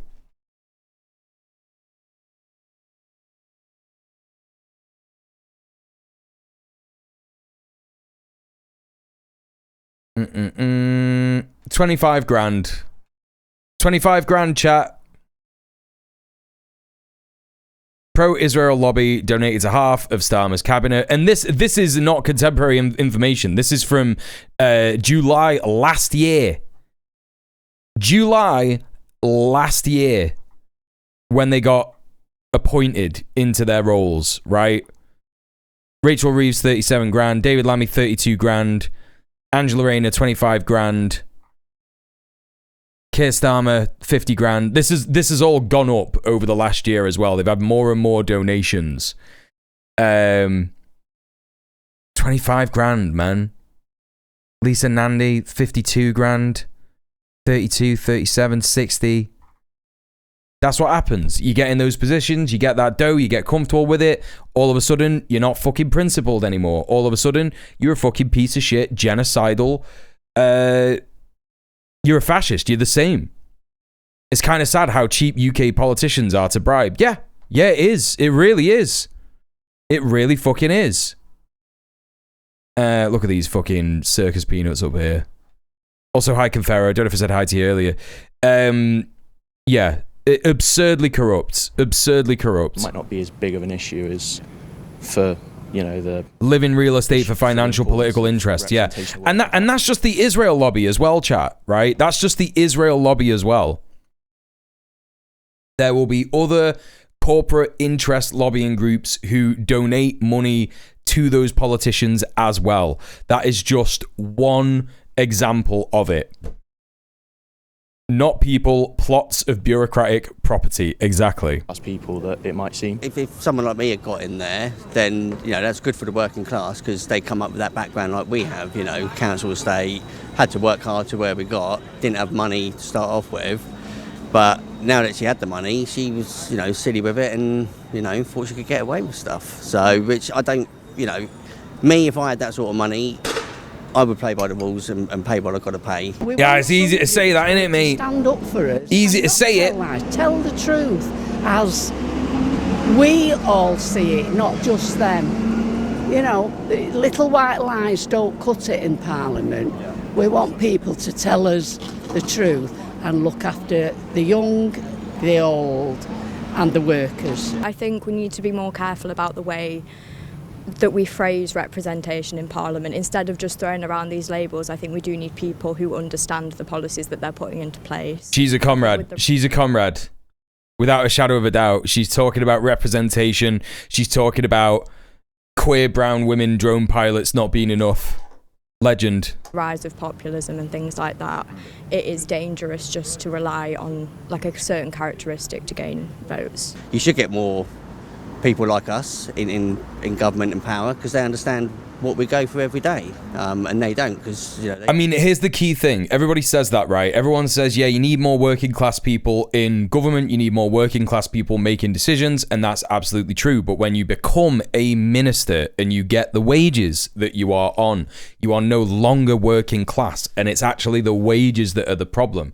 I said it in the TikTok that I put out last week, and I said it on the stream. There is too much of a financial incentive to become the prime minister of this country. It's why we get people like Kier Starmer, who was a barrister back in the day. He was a lawyer. He was doing pro bono work for activists to get his name out there. Then all of a sudden, before you know it, he's in the papers. He's getting more and more cases. He's getting wedged. He becomes a barrister. Then he becomes a KC, whatever it is, QC, KC, whatever. He became the top cop, like the top Crown Prosecution Service barrister.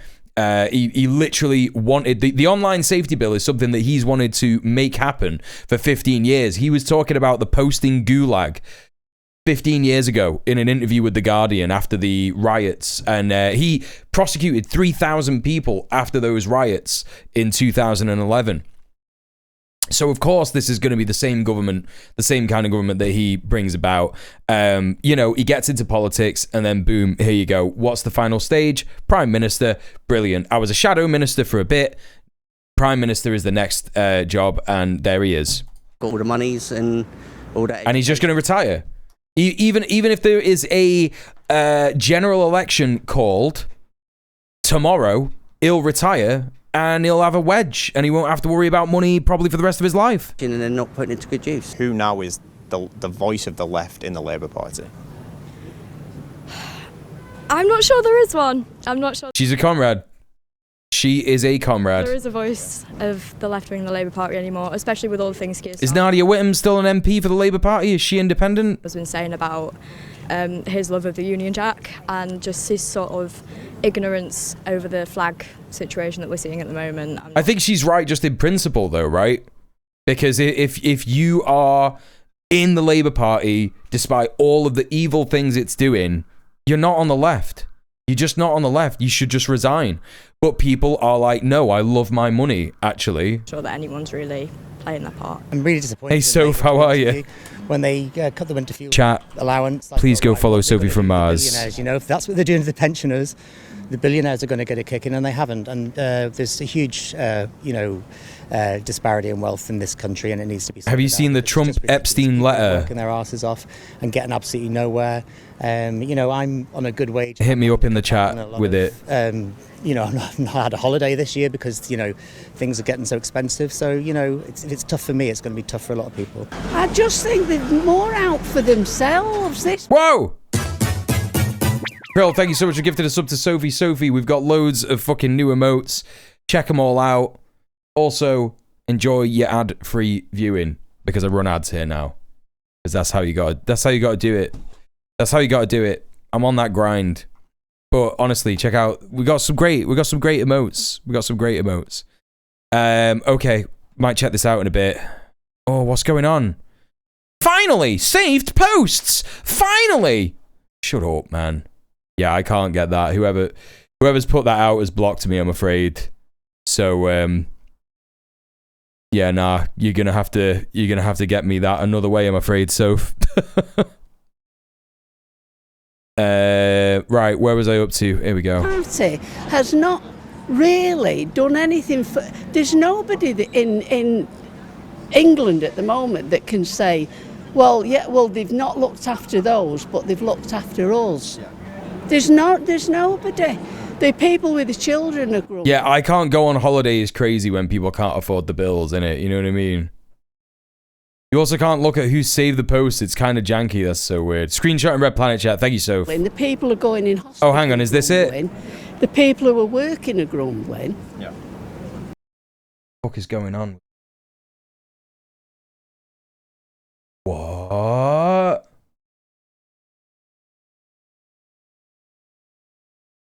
Is this what you're on about? Is this what you're talking about? Epstein birthday letter with Trump's signature revealed. That is...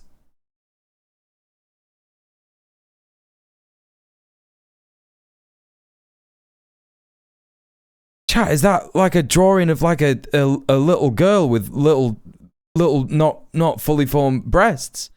Is that what I'm looking at? What do you mean? Oh.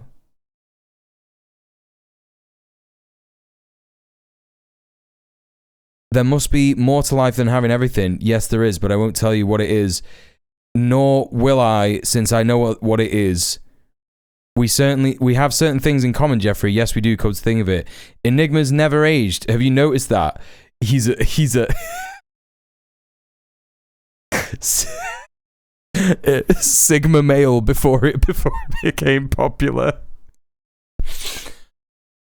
A pal is a wonderful thing. Happy birthday, and may every day be another wonderful secret. The letter implies that paedophilia is the secret to life.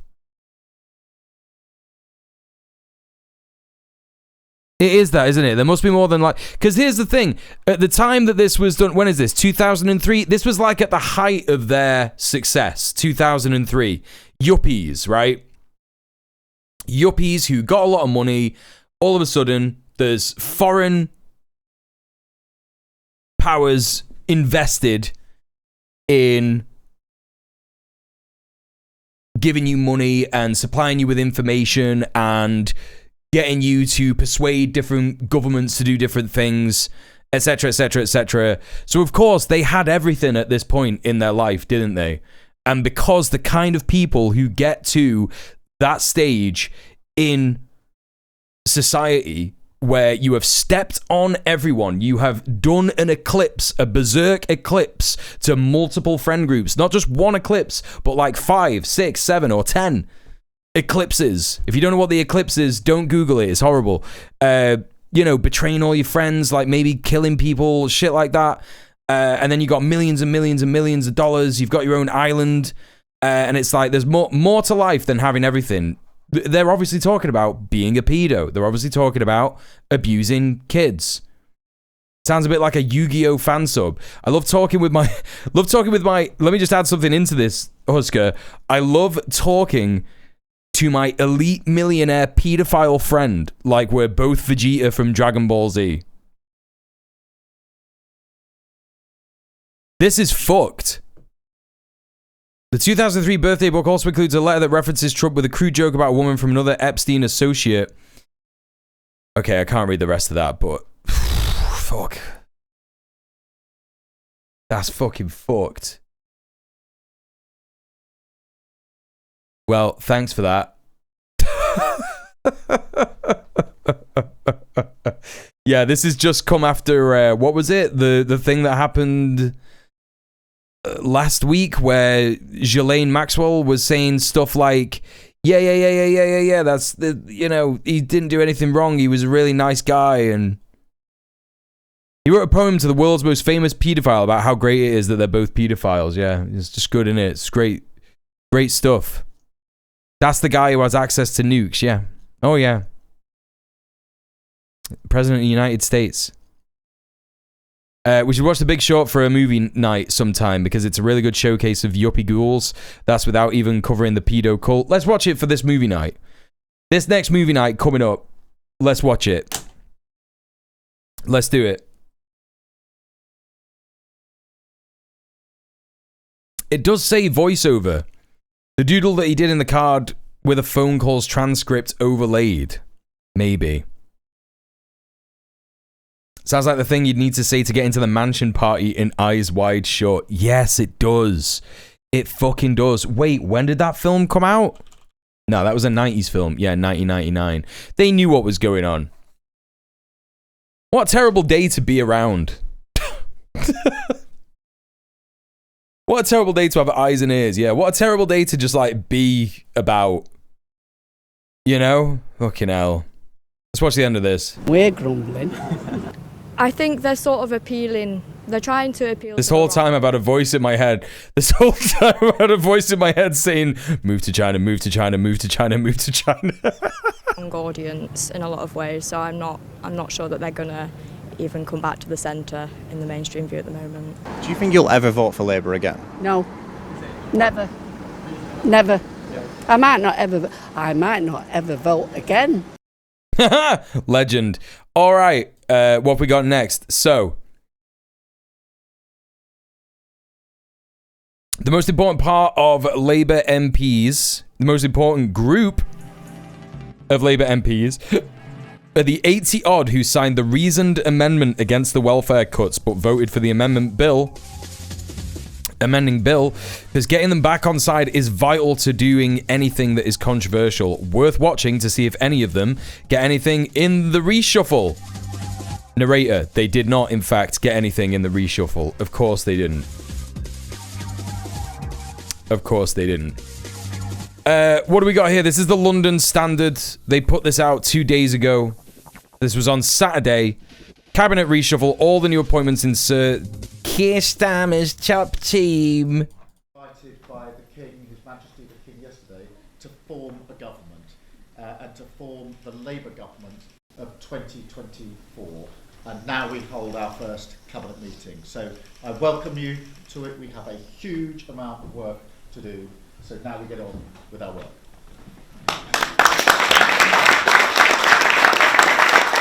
What is with the fucking audio? Have you been demoted, David Lammy? He's the Deputy Prime Minister and Justice Secretary. Is that what Angela Rayner was before? She was both of these? Have you been demoted, sir, from a bigger job in a foreign office? Are you happy to be made Deputy Prime Minister? There we have Of course he's happy to be made Deputy Prime Minister. Did you see his head? David Lammy. He was beaming. Surprised by the new promotion, Rebecca Cooper? Is it a promotion, Rebecca Cooper? She's fucking gutted, actually. She served as Shadow Home Secretary under Ed Miliband. I didn't actually know that. I actually didn't know that at all. Thank you for everyone coming to this meeting about small boat people, sponsored by Plaud. These hotels of asylum seekers, Siobhan and Mood.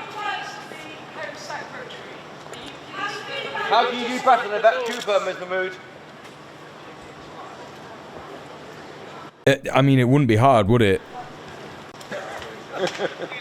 Who's this wet? Chancellor of the Duchy of Lancaster and Chief Secretary to the Prime Minister. Foreign Secretary is a punishment job, yeah. Seen as a Labour rising star, Darren Jones came to prominence grilling business leaders in Commons committees. Okay, that's Darren Jones arriving. He, of course, is the Secretary for the Prime Minister. I said to him just then, can you deliver, Darren Jones? He said yes. So clearly, he's the person working at the top of the... Steve Reed, Housing, Communities and Local Government Secretary. It can't be good to have like this many jobs. That can't be efficient in any way. To do housing and local government. This is what pisses me off, because it's like, housing minister has always been a joke job. It's always been a joke job. When I spoke to the housing minister at the time, when I went to Westminster to lobby as part of the Renters Reform Coalition with GMTU, she had been in the role for 5 weeks, and she was making a joke about how quick people turn over the role, like people were turning over in the role, and she didn't last 3 months. Darren Jones is a posh sounding arsehole. I've heard him talk. Yeah, of course. Not surprised. And now, of course, housing is just relegated to this other guy who isn't going to do anything about it. Pat McFadden, Work and Pensions Secretary. Right. I doubt he's going to do any good for the Department of Work and Pensions. Peter Kyle, I recognise this guy. As Science Secretary, he was responsible for AI policy. It's over. It's never been more over. This fucking country is done. It's over. We have got, chat, listen. We covered this on the stream yesterday. Not yesterday. We covered this on the stream last week. Multiple city councils in Ireland have voted to prepare, to get the Taoiseach to prepare for a united Ireland. Right? A united Ireland. They are like, we are going to start governing Northern Ireland. Just like, we're just going to do it because the UK isn't. England isn't doing it. Britain isn't doing it. So we're going to govern Northern Ireland. We're just going to do it. We're just going to help them. We're going to help them do trade, yada, yada, yada, all this kind of stuff. Meanwhile, you've got Scotland who are like, yes, we're going to overwhelmingly support BDS. We're going to vote overwhelmingly to support BDS. We're going to vote overwhelmingly to do all these different policies against Israel. You know, and then you've got Nigel Farage who is like, yeah, I think we should remove the reference to the European Commissioner of Human Rights from the Good Friday Agreement. Are you a fucking idiot, bro? Bro, are you fucking dumb? Are you fucking stupid? Nigel Farage, I think, just basically looked at Margaret Thatcher and was like, a woman should have never done that. That should have been a man, and it's going to be me. Like, that's just what he's going to do, innit? Like, that's just how he's going to be. You know, all these things are going to push the union apart. There is going to be a referendum in Scotland, and they're going to be like, yep, we're out. See you later. Holyrood, independent. It's been the play for a long time. Yeah, yeah, absolutely. Genuinely cannot wait for the union to fall apart. Me neither. I mean, the thing is it will highlight. I don't think anything will change with England and Wales. Maybe Wales will abandon England, right? Hopefully, Scotland and Wales and Ireland can all start to prosper, and England will still suffer because nothing will change. Westminster will still be the seat of power. Like, that is the thing. When I was back in the Northern Independence Party back in 2019 and 2020, it was genuine. It was a genuine backing. Because Westminster does not give a fuck about anything west of the home counties, west of Oxford, north of Oxford, or east of London. It doesn't give a fuck about any of those areas. It's just crazy. Doesn't Scotland have oil? Westminster will abolish Scottish Parliament first. Oh, there'll be fucking hell to pay if that happens, you know? There'll be a hell to pay if that happens. For sure. But I think this on top of everything, I mean, who knows? AI is a bubble. Like, it is just a bubble. It's the same thing as NFTs. It's not the same thing as NFTs, but it's the same kind of, like, absurd, but, like, you know, if you think about blockchain, right? What blockchain was being lauded as was this amazing new technology that everybody thinks is going to be completely revolutionary. It's going to change the way we do money. It's going to be amazing. Everyone's going to be using it soon. Yeah, it's the future, all this, yeah. And it popped. The bubble just popped. And now everyone laughs at blockchain and crypto. In fact, Trump uses crypto as an insult to Palestinians. He has offered Palestinians in Gaza an NFT that they can redeem at some point in the future to have like a year off rent in the Gaza Riviera, right? So it's like being used as an insult. And AI is a similar thing. It is being lauded as the future. It is being lauded as some huge new technology. It's going to completely change the way that everything is done. It hasn't. It's just like made a bunch of people a lot of money and a lot of other people a lot less money. They've lost money. Ironically, investing billions in the future, but not a green future. Exactly. That entire bubble has burst. Yep, absolutely. You know, it's just fucking... It's almost overwhelming how badly things are being run. It's almost overwhelming. It's like, is it really worth it? Like, you know, here's the other thing that I don't quite get. Like, all right, I understand that you'll lose all the lobbying money. I understand that you'll lose the Labour Friends of Israel money. You'll lose the Serco money. You'll lose the Sodexo money. You'll lose all the corporate interest money. But you'll still have the Prime Minister's wage. You'll still have the Home Secretary's wage. You'll still have the Foreign Secretary's wage. Yada, yada, yada. Why not just, like, do good policy. It's crazy to me. It's like, it would be so easy, bro. It would literally be so easy. But they're just fucking briefcase wankers, aren't they? They'd rather burn down the entire planet for nothing than just consider changing society somewhat. That's how much it is invested into our society that communism must never ever happen, right? People thought capitalists were smart, but they're actually fucking stupid as hell, yeah. Really stupid. You know? The pull of fuck it, we're all doomed anyway, hedonism is pretty strong, I gotta say. I can tell why these pricks are going for it, though, fuck them. Yeah. No, you're right. It's the Matt Christman analysis. Everything's fucked anyway, so just enjoy the ride. That's how they're seeing it. They are so baked in to capitalist realism. They're like, there's absolutely no way. Communism just doesn't work. It doesn't work. We can't have a green future. It just doesn't work. There's no way. There's no way that we're going to stop all the other people that are in, like, the rooms next to me and shit. You know? I feel like elected representatives should be made to take a vow of poverty or of some kind, like monks. Obviously, we should just do communism, but the ability to profit off of power needs to be proactively prevented. Yeah. I think we just demand it, right? I think we just absolutely demand it. We organize, we build power amongst the working class. We're going to need to do it anyway, so we might as well continue to do it in the ways that we've been doing. And, you know, eventually things will fall apart and the power vacuum will be filled by people who look after the communities that they live in and the organizations that exist in the communities that they exist in.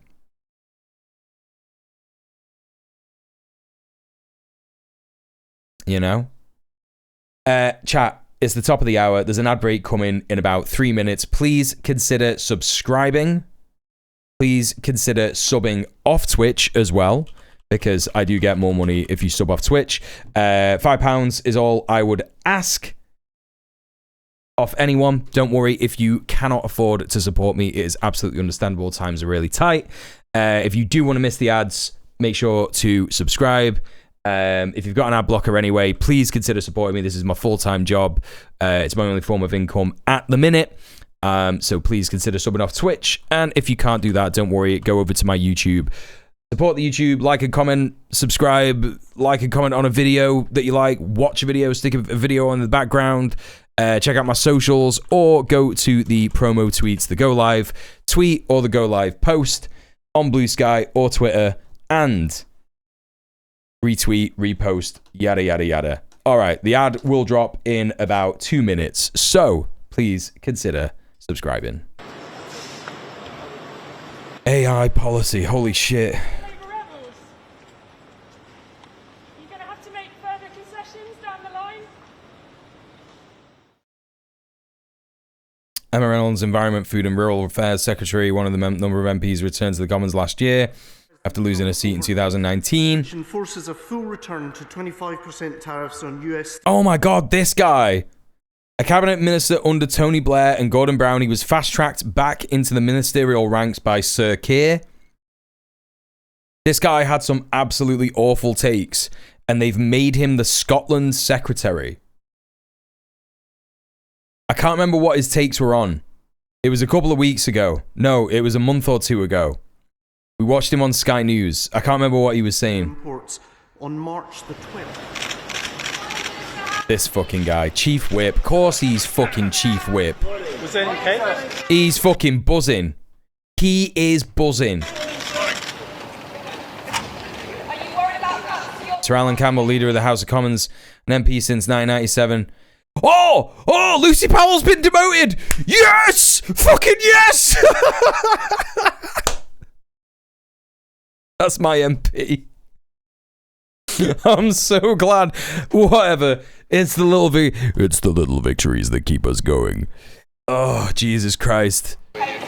Unless she's been promoted, in which case I'm about to eat my words, but there's no way, because this is the end of the thing. She's not been mentioned in any of the promotions. Oh, thank God. Maybe now you'll fucking do something when I send you an email. Probably not. Probably not. What am I even talking about? Well, there you go. What are we up to here? All right, we've got Tom Swarprick here with his take on David Lammy as Deputy PM. Let's hear what Tom Swarprick has got to say. It's the cover-up that always gets you. It turns out that Angela Rayner was not perhaps as forthcoming with the truth when she said she had received incorrect advice about how much stamp duty she owed. Turns out that she was told to get specific tax advice about how much she did owe. And it turns out she didn't. She left it, she winged it, and she's been caught out. So Laurie Magnus, the independent advisor on ministerial standards, concluding in a letter that was released this afternoon, on the basis of the advice she... Like, the crazy thing to me, chat, right, is that when I think about something like, you know, stamp duty, right, or getting tax advice, when I think about that, I am genuinely flabbergasted and terrified. I'm like, oh my God, there is no way I'm going to have the time to organize all that. How am I going to be able to organize all that amongst all the other stuff I've got to do in my day-to-day life? I barely exist in this society. What's going on? But when you've got money, it doesn't fucking matter. You could just pay someone to do it. This is the thing that I don't get. This is what I don't get. It's like, yeah, I understand being stressed about it, but it's like, I guess when you've been rewarded for winging it all your life. She didn't wing it her whole life. That's the whole thing about Angela Rayner PM. She's a working class person from a council estate. She was poor for her entire life and fucking grew up and did politics and was the shining star of Ashton. You know what I mean? And as soon as she got into power, she just started fucking rinsing all the fucking dough. But this is the crazy thing, because it's like, I think like that. I think like, how would I, like, okay, put myself in Angela Rayner's shoes. Never had that much money in my entire life. Don't know what to do with it. Don't know how to sort out stamp duty. Yada, yada, yada. Oh my God, you got loads of money. Pay someone to do it. What the fuck? What's an accountant for? Right? And surely you just go to an accountant. Am I being thick, chat? Am I being stupid? Like, I am stupid. So, like, is that just me, or is this like, is there some like fucking extra 9 million steps that she would have to do to get advice about that? Received, Miss Rayner believed, unless she just really just didn't want to do it, right? Believed that the lower rate of stamp duty would be applicable. Indeed, she was twice informed in writing that this was the case. But in those two instances, that advice was qualified by the acknowledgement that it did not constitute expert tax advice and was accompanied by a suggestion, or in one case a recommendation, that specific tax advice be obtained. And if such expert tax advice had been received, as it later was, it would likely have advised her that a higher rate of stamp duty was payable. Laurie Magnus saying, I consider, however... It just sounds far too easy to deal with if you have the money. ...that her unfortunate failure to settle her stamp duty liability at the correct level, coupled with the fact that this was established only following intensive public scrutiny, leads me to advise you... I don't believe that people with money have any idea what to do with it since it was 5, so it's hard to even know. The highest possible... But that's the thing that really I don't fucking get about this, is that she's apparently not had money all of her life. And if someone were to drop the wages of a deputy prime minister on me tomorrow, there would be so many things that I could do that I just don't have the time or the energy or the resources or anything like that to do, like, at this point in time. You know what I mean? Standards of proper conduct. That's what I'm talking about. By the ministerial... And I would just be like, shit, yeah, I could do all this stuff. The Prime Minister was duty-bound to sack the Deputy Prime Minister, so before she was sacked, she quit. And she's right to. Frankly, if you ignore advice about properly sorting your own tax affairs, what advice are you going to ignore about properly running the country? Since then, we've had a major cabinet reshuffle. Actually, one that has been talked about for some time prior to Starmer announcing on Monday that this was going to be phase 2 of the government. The suggestion of a major reshuffle phase 2 poured on it. The opportunity for that major reshuffle has opened up with the Deputy Prime Minister going. And that is what I'd spend a fortune on Gundam. Political correspondent. So that is a broad... You know, there's like things I need to do, like fucking fix the toilet, shit like that, like all this business. Broad run through of what we learned at about 12 o'clock noon. Like, obviously, I'd be able to like move out and get a mortgage, all that kind of stuff. Today, you know, what have we learned in the hours since? You'd obviously have to work a couple of months and save up the deposit or whatever, but... You know, think about it. If you're on however much, what is the deputy prime minister wage? Deputy prime minister salary. What is that?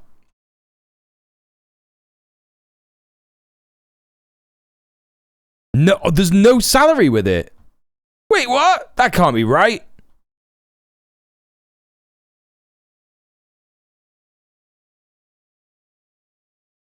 Oh my god, chat, she didn't even have a good salary. Wait, what? This can't be right. This can't be fucking right.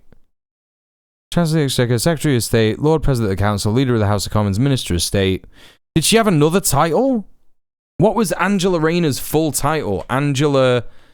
Yeah, it'd be the MP's salary, won't it? But also, like, surely there's like a ministerial salary that you can get. Surely there has to be. Assistant with...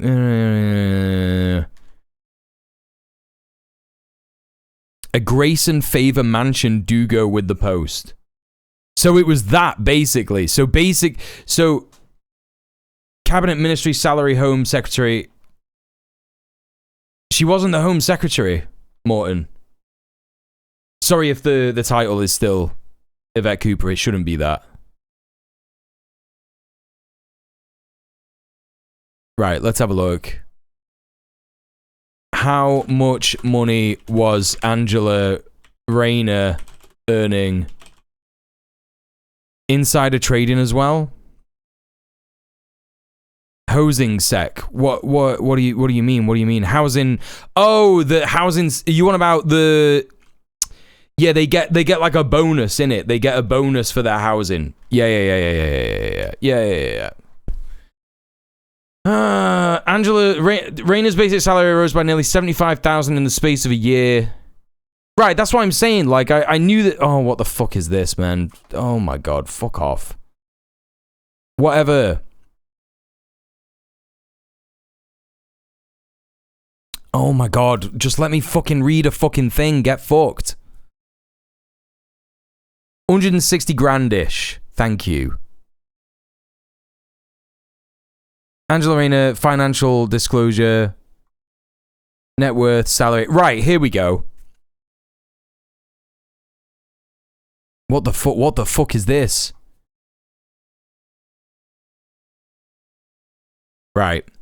Deputy Prime Minister of the United Kingdom, Angela Rayner's net worth is around £4.7 million. Get to fuck. Get out of town. £4.7 million? Anyway, annual salary, 159 grand. Yeah, so after tax, what is that? You probably get the... What kind of fucking tax do these people pay? 60%? Surely it's 60%. I'm going to learn more shit now, aren't I? I'm going to learn more shit now in it that actually it's not as high as it should be. Of course it isn't. Right, let's say it's 60%. Whatever, who cares? So like 50%, so that would be like 70 grand. Yeah, right, okay. 70 grand a year. You could easily save 20 grand of that and get a mortgage straight away. And then you've got a gaff, right? Buy yourself a gaff. Get the fucking mortgage. Bob's your uncle. Fanny's your aunt. You know? Anyway, I was just trying to figure out if I could probably afford to get a mortgage on that salary. Yes, you can, is the answer. Anyway, whatever. Well, there were lots of questions at that point about what was going to happen with the deputy leadership contest. So people suggested... Yeah, nice 3-bed semi. The government would try and delay that because they thought that it would be so incredibly fractious. Lots of people saying that that's actually going to be very, very difficult. 8 grand take home. There were big questions hanging over what is a month, yeah? With that. Richard Bergen, a left-wing Labour MP, already saying... You would... If you're taking fucking 8 grand home a month, you would only need to save 2 grand of that a month for an entire year, and then boom, mortgage time, baby. You know what I mean? But what fucking... Oh, it's just crazy. It's just crazy that, like, she came from a council estate background and she, like, was earning that money. And although, no, it isn't crazy. It isn't crazy because my dad was fucking poor as hell when he was growing up. And then he became a fucking CEO and a piece of shit. So, like, sorry if you're watching, Dad. He knows this. I've said it to his face. Stealing people's wages, doing no work. Class traitor, right? It happens. I don't know why I'm so surprised. It's just like, to me, it's just like, I don't know. I don't know. Really important that is not a stitch up. I think lots of people are already wondering whether or not people will be going for that. But there are reports in the last few minutes that David Lammy, who was, of course, Foreign Secretary, might be becoming the Deputy Prime Minister. Well, what on earth does that mean for the Deputy Leadership contest? So Yvette Cooper now seems to be out at the Home Office. That's the other thing. I've heard loads of this shit about a Deputy Leadership contest. And I'm like, what are you on about? Is he just not the deputy leader now? I don't understand. And the reports are suggesting she's going to the Foreign Office? That's right, so replacing David Lammy there. Shabana Mahmood, who was, of course, the Justice Secretary, seen as extremely good communicator. She is, it's confirmed, becoming Home Secretary. Ian Murray, the Scotland Secretary, gone from Cabinet. He said he's very sad to have gone. Lucy Powell, the Leader of the Commons, gone too. Yes! Suffer! Question marks. God damn it! Angela Rayner's fucking ain't my MP. Who's going to do that? There are some suggestions that could potentially go to Ellie Reeves, the sister of Rachel Reeves. That at the moment is just speculation. Speculation too about Liz Kendall's job at the Department of Work and Pensions. Potentially she is not going from Cabinet, but being moved on from that job. So huge questions underway. But this is a big Cabinet reshuffle. And a big moment. I don't think it is, though, is it? These liberals, they love to say shit like that. God, this is so huge. There's going to be so much difference. In 6 months, we're going to be here again. Mark it in your calendars, chat. She will also keep the minister's pension. That's her salary for life, and she gets that now. It's just, there's too much of a fucking financial incentive to be in those positions. You know what I mean? Yeah, don't worry. It's a Monday, Morton. We're all tired and delusional. Don't worry, it's fine. As Starmer outlined on Monday that we were moving into phase 2. I wonder whether this looks like phase 3. I don't know, but this is where we are. So that's the sort of the deck chair shuffling that goes on as part of a cabinet reshuffle. By the way, folks, none of this is done off the cuff. My experience of cabinet reshuffles is that the whiteboard was out some time ago plotting where people went. The opportunity has presented itself today to make those changes. Yeah, it's completely fucked that, right, PM? Taking advantage of. But the internal Labour matter that is actually very, very critical is the election of a deputy leader.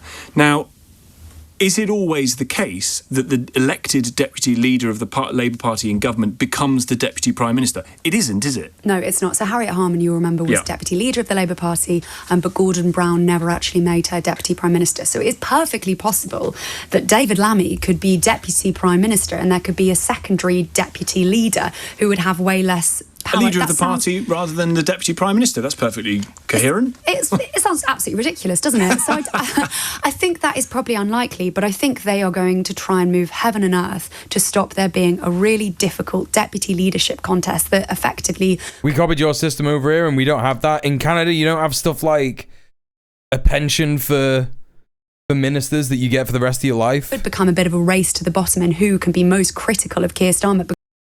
You need to fight like hell to make sure that stays that way alongside all the other things that need to change in Canada. You know what I mean? Like, yeah, there's enough things that need to be changed in the land known as Canada for sure. However, if there's one thing that needs to not change, it's that. Because remember, they're going to be trying to get votes from Labour members who are very unhappy with the Starmer project. So that is a contest they are just not going to want to happen. Is this redolent of a government and a prime minister in control? Well, some would say what and some would say other things, wouldn't they, Aggie? So it's a very leading question for me to ask you. I have spoken to people in Number 10 who have described what has been happening the last few months as chaos and have said that they needed to reshuffle the deck chairs so it stopped being such chaos. I think it has been... Do pensions for PMs until they turn 67. After they turn 67 till death. Pension for you, not for me. Cool, that's great. How many of those Labour members would even still be Labour members, though? My mum isn't. The Labour membership is at the lowest point it has ever been since before. So Labour was dead in the water after Gordon Brown's prime ministership. He sold the country's gold. It was like such a fucking like ridiculous move to make. There were like other things that he was doing that like weren't that bad. And then everything went to shit. And then Labour just became deeply, deeply, deeply unpopular after about, what was it, 1997 to like 13 years of rule. And then they lost loads of members. Probably in a very similar move, right? They probably had like a lot of members before Tony Blair got elected. And then after that, the membership went do. And now we're here though, right?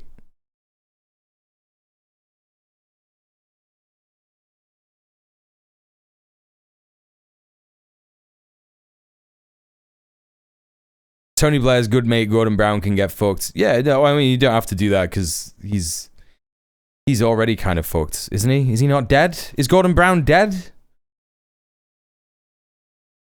Thought he died. Oh no, he's not. He's just very old. That's what I was saying, Luna. It wasn't until Corbyn that they started picking up again, yeah. And then dropped off as soon as Keir Starmer got involved. And now, if you look at the socialist alternatives that we have the Green Party, which is pretty much the only socialist alternative at the minute. And they've got the highest membership historically at this moment in time.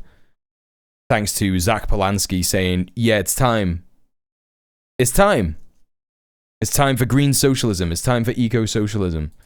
Whether or not we'll see the same shit from your party, the new your party, it's just getting more and more grim, you know what I mean? With your party, it's like, just don't know how these TERFs and landlords are gonna make like a good alternative to what we have. Like, sure, ending the genocide in Palestine is absolutely a huge priority, but so are trans rights. You know what I mean? Like, it's all kind of at the same, like, and the climate, it's all kind of at the same level of priority. Like, all these three things need to be addressed. Disabled people's rights, it's all kind of up there. I don't know. It just feels a bit crazy making. It was chaotic, both You just came from a internally Green and Party externally, meeting? lots Let's of go! unhappiness Sorry, just hit the mic. and outside it too. Isn't part of the problem... Oh, God, I don't know whether I can ask you this either. Isn't part of the problem that certainly in the big three jobs, Home Secretary, Foreign Secretary, Prime Minister, and actually Chancellor, so the four big jobs, it's the same people. They've just been moved around a bit. Do you know, if part of the problem, genuinely, if part of the problem is we haven't been able to deliver anything because it's been all very sclerotic and very difficult, and the same people who are in charge of the departments of actually delivering stuff, like critically the Chancellor, like critically the former Home Secretary, Yvette Cooper, who's about to be appointed Foreign Secretary, she was there to stop the boats, hasn't happened. There to smash the gangs, hasn't happened. Corbyn at least made a statement on trans rights. Hopefully that isn't performative and the party moves to not associate it. Wait, what? Wait, when did this happen?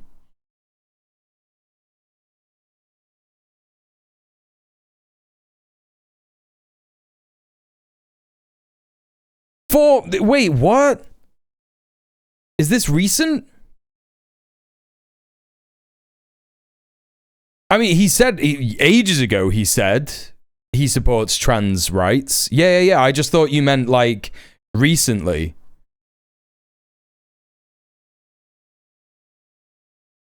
Corbyn has never done anything performative. He means what he says. Yeah, I mean, that's true. That is true about Corbyn. I don't think he did. I think Lefty Bible just put out an image. Oh, yeah, they love doing that. They're like ride or die Corbynistas, right?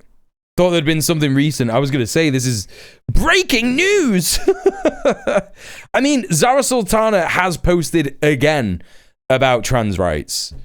And obviously she's getting a lot of criticism because it's like, people are like, girl, listen, you got this TERF and you got these anti-abortion boys and you got this landlord and you got this like silent old white guy, you know?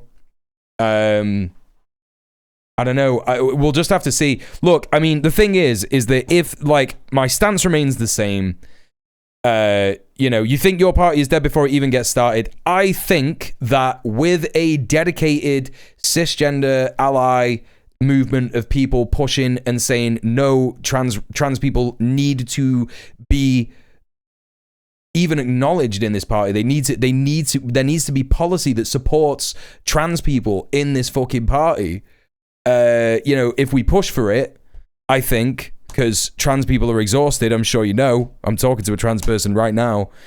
Multiple trans people in my chat. You know, I think that things could change. But I think that like we can't expect trans people to have to advocate for themselves. I know that some of you will. I think Val, you said that like you're still committed to like trying to at least push for something, become a member, or at least support him until policy is decided. My take is that I think that as ally, if you count yourself as an ally, and correct me if I'm wrong, trans friends, that you know you should fight like hell. You should fight like hell for our siblings' rights, and you know it shouldn't be hard. You just like, you know, if there are people in this party who want to have these conversations, you just sit with them and just go, no, that's wrong. No, that's wrong. No, that's wrong. No, that's wrong. And this is why we need to have a policy. You know, and it's like, it's easy for us as cisgender people. It's literally like, no, you're wrong. Statistic, yada, yada, yada. This is a manufactured culture war. Especially if you're queer, especially if you're like a queer person like me, if you're just there and you're like, you know, listen, like this is a wedge that is supposed to divide our community. You know what I mean? I'm toying with the idea of making a video essay and I don't even know where to start. Yeah. My MP is an out lesbian. She supports trans rights less than I, white cis het male, do. A hypocrite. You know, at the end of the day, it's like, it's just a certain flavor of person. You know what I mean? My skin crawls just at the mention of the conversation, right? Because it's not a conversation, is it? These people are always like looking to, you know, scapegoat a particular minority. You know, it's absurd. It's just completely absurd. You know, it's one of them. It's like feminism. Who was it who said it in the chat the other day? Like someone said it in the chat the other day. I think it was Sorka. Second wave feminists fought for gender neutral spaces. Because we were talking about the Glinner shit, right? Glinner was on, we were watching the Glinner shit, and people talking about, oh, what do we do? Like, so, you know, you got to make sure that kids aren't fucking fiddled in spaces and stuff. And it's like, second wave feminists have literally been fighting for gender neutral spaces, because all segregated spaces do, if you're segregating men and women. That was you, Luna, right? There you go. If you're segregating men and women, you're just intensifying the idea that there is a difference, that there is a societal difference, that there is a societal hierarchy between men and women. It is explicitly anti-feminist to say that there needs to be segregated spaces. And if you're talking about, well, what about kids? It's like, oh my God, there are cubicles in most changing rooms. There are cubicles in most toilets. It feels like a lot of these people like don't have kids. Or if they have kids, they've forgotten what it was like when they were bringing them up. Because every single, like, new dad that I speak to or new mum, you know, when I talk about this shit, it's like they just go, what are these people fucking talking about? I have to go, a man has to go into a woman's toilet with my girl, my little girl, every day, or she comes into the men's with me. Like, what are you talking about? What the fuck are you talking about? Like, it's completely delusional, right? You know, oh, you know, fucking Jenny needs to go to the bathroom. Oh, sorry, your mum's at work. Oh, I'll just have to, like, let you go into the bathroom with this stranger. What are you on about? What do you mean? What do you mean? What do you mean? Did you know some of the original suffragettes went full fashion joined the BUF? Yeah, I did know that. Yeah. What sense are people meant to take away that this is going to make a blind bit of difference to actually delivering? Well, it's a good question. I think the point about Shabana Mahmood is she has been very effective in blaming the prisons crisis on the Conservatives, on the previous government. She is seen as someone who actually does make things happen. So what is the prisons crisis to her, though? Prisons are too full? So now what? Actually, in the Home Office, she will be able to do that. Yvette Cooper going to the Foreign Office. Well, actually, the Foreign Office going pretty well. I mean, people say David It's all right, Lammy's done Elron, don't a worry. pretty good job. People say Keir Starmer, the de facto Foreign Secretary, has done an even better job. But relations between the UK and other countries are actually going really well. being foreign. And it's also this thing as well that like we need to keep having the conversation of, because the entire conversation is predicated on the inference that somehow cisgender women are incapable of being pedophiles or rapists, right? And I'm sorry, but that is like a fantasy reality. And you know, this is not me in any way, shape, or form saying that like you know, that the tenets of feminism are incorrect. Of course, it is an overwhelming amount of cisgender, heterosexual, white men who commit rape, who do, you know, abuse their power in society. But to sort of live in this delusional reality where, you know, domestic abuse doesn't happen in between women, it's just like, what are you talking about? There is a very, very upsetting statistic that you can look at which points to lesbian women who are terrified of reporting their partner for domestic abuse because they don't think they'll be taken seriously, because no one believes that women in loving women relationships could be like that. And it is upsetting and frustrating and disgusting. And, you know, you've only got to look at like Lily Cade, for example. Lily Cade, who came out in support of the gender critical movement, and literally multiple porn stars were like, this woman raped me. You know, we're talking like a cis woman raping multiple other cisgender women. And she was like, yeah, these fucking trans identifying, yada, yada, yada, like all this like TERF 14 word shit. And all these women were like, no, she is a rapist. She's raped me. Right? You know what I mean? It's like, this is a nonsense reality that we're living in. It's nonsense. Unfortunately, a lot of women hold up the patriarchy. It's not anti-feminist. It's not anti-feminist to notice that. Right, exactly. Yeah, cloaked in virtue crap. It's just completely absurd. You know, and again, sorry if this is a bit too much chat, but you know, it is my trauma. But like, I was sexually abused twice as a kid by two separate cisgender women. So, you know, and I have never, by the way, used that as an opportunity to be like, see, women are just as bad. And I would never say that.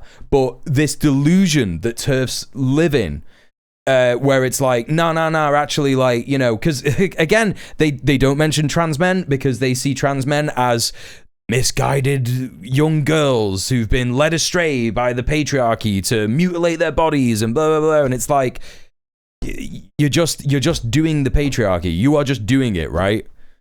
You know what I mean? Hey, Blonde Jamin, how you doing? Is the government there bad because Nepal's government is literal shit? Yeah, it's bad. Bad here.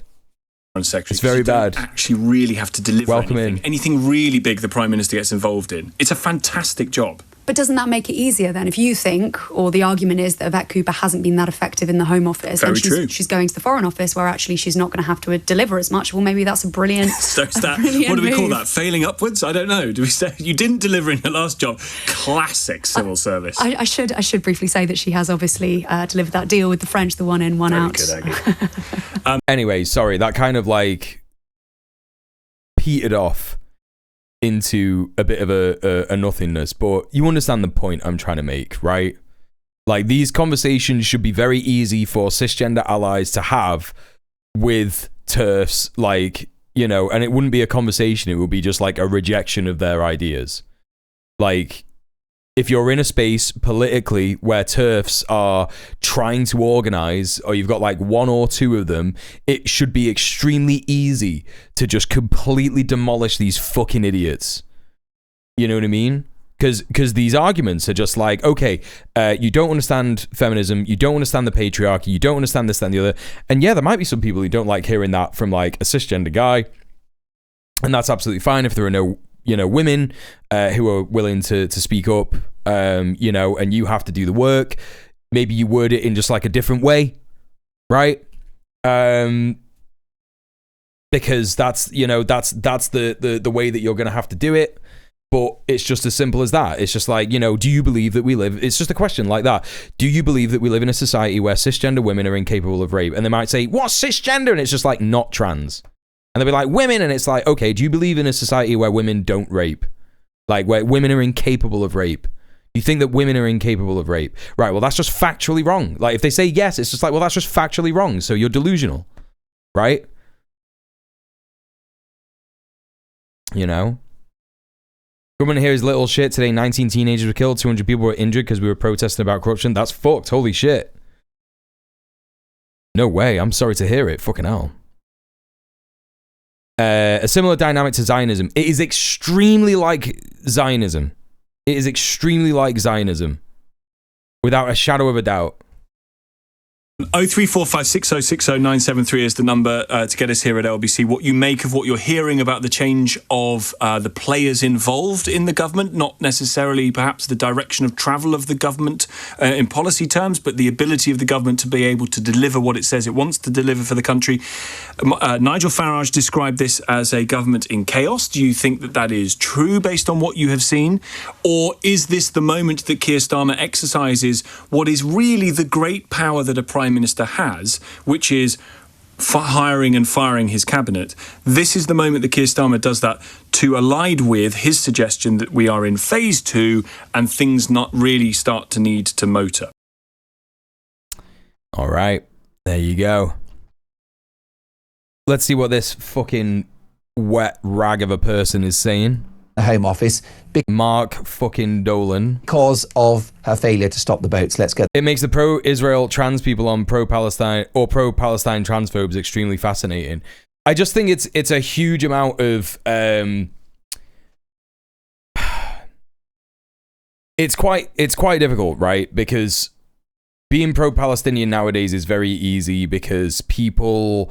The contradictions are so very clear, and it is actually overwhelmingly popular in real life, despite what politicians on news shows like this might say, or despite what people say in, you know, Twitter or Blue Sky or anything like that. Like, most people, if you speak to them, you know, they will be like, yeah, we think that Israel is committing a genocide, right? And it's very easy to just like get behind that movement, and it's very popular. Conversely, it was previously very easy to get behind Israel and Zionism. And, you know, if you are convinced of the ideas of Zionism, which is that, oh, we are delivering freedom to the Middle East, we're letting all these queer people, you know, exist in our country and this, that, and the other. And it's like, you can't be trans in Israel. You don't get fucking HRT. Like, what are you talking about, man? Like, do you know how hard it is to transition in Israel? Like, you can't get married if you're gay. Trans people don't even get any kind of rights in general. They don't get healthcare. They don't get rights. You might get a liberal amount of acceptance if you support the genocidal Zionist entity, right? You might get some kind of liberal support, like, yeah, we'll tolerate you, yeah? But as soon as you criticize the regime, Israel itself, Zionism, the ideology, you will get called every slur under the sun, because that's the society. It's a fascist society. And of course, you're not going to know that if you just like live in America or live in the UK or Europe, and you know you've never been to Israel, and then you hear about Israel and you're like, oh no, yeah, it's bad actually. I don't want to go there because it sounds like there's always fighting happening and you could get killed, right? Which is true. You know, that's how it was described by an Israeli trans activist I heard on a podcast recently. Yeah, I've done extensive research into this. I've done extensive, like, listening to trans people in Israel, listening to queer people in Israel, and queer people in Gaza, queer people in Palestine. I mean, it's not Israel. I'm saying Israel here because I'm tired, but, you know, the Zionist entity, right? And it's all just a smokescreen. I think that it unfortunately, I do understand I do understand why you say it's fascinating that pro-Palestinian people can be transphobic. I think it's completely understandable, right? I think it completely not understandable in like acceptable. It's unacceptable, but no, it makes sense because while there is such a huge transphobic narrative just completely cutting through any kind of political discourse in the West, when you have this other thing that is also cutting through on a grassroots level. This other issue that is cutting through on a grassroots level, yeah, you're gonna go along with it. It's people who are just like uninformed, never met a trans person before, just watch the news about it and they go, oh, that sounds really bad, oh, and and that's it, right? Like this Your Party guy, Adnan Hussein, I guarantee he's never met a trans person in his life. There's just no way. And if he has met a trans person in his life, he hasn't known that they're trans. He's just had no idea. You know what I mean? I'm fairly certain Hassan interviewed an Israeli trans girl that refused to serve in the IDF named Ella, but I'm not sure if she's trans. Yeah. Anyway. The views of Danny Shaw, a highly regarded Home Affairs commentator and former advisor to Yvette Cooper. Danny, welcome to Talk. Hi, Mark. Good. You fucking scumbag. Former advisor to Yvette Cooper. So this guy would have been sat there going like, yes, you should prescribe Palestine action. You should make them a terrorist group. Israel is saying that you should, so you should do it. Afternoon. Really good to have you on the show. It's hardly a vote of confidence for Yvette Cooper to be moved on to the Home Office, wouldn't you say? I don't think it's a vote of confidence. Wasn't that Matt Bernstein? Okay, this is very, very funny. Valerie knows who Matt Bernstein is. In what she was doing as Home Secretary. I am so certain that Valerie knows who Matt Bernstein is. He moved from that role after 14 months. I don't think you could say that. But what I think you can say is that, firstly, she is a highly regarded cabinet minister and politician. Otherwise, she wouldn't have been moved to become Foreign Secretary, which is one of the most prestigious and important roles in the cabinet. So it's not a demotion for her in any sense. And I think she will thrive at the Foreign Office and do very well there. I think her skills are really suited for. Dude, you don't need to glaze her this much. What the fuck? That role. I think she laid some good foundations at the Home Office. Neighbourhood policing, increasing funding and bolstering the importance of that was absolutely key. I think setting up the Border Security Command and a new commander with Martin Hewitt was a very important role, establishing and forging international links to tackle the That's true, Apple Chips, you're right. Really good. He wants to get hired, you're right. That's all this is. That's all this is. And important things to do. And I also think the immigration white paper that was published under her watch has laid the groundwork for a much better system. Matt has not changed his pronouns. Did I say her? Sorry if that's my bad. I'm so fucking tired. Chat, I'm going to be right back real quick. Don't go nowhere. I'm just going to go to the toilet.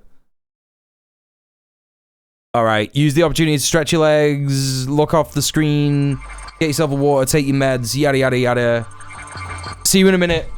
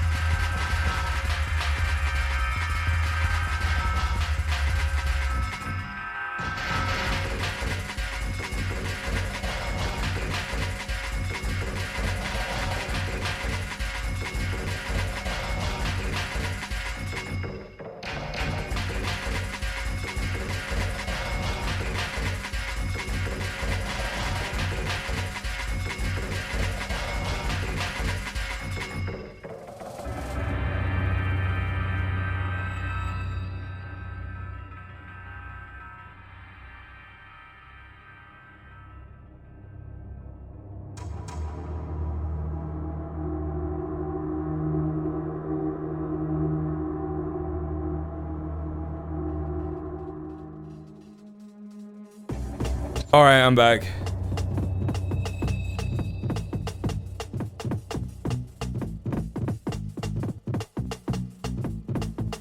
Oh. Always nice to see the chatting to each other while I'm gone. I love that shit.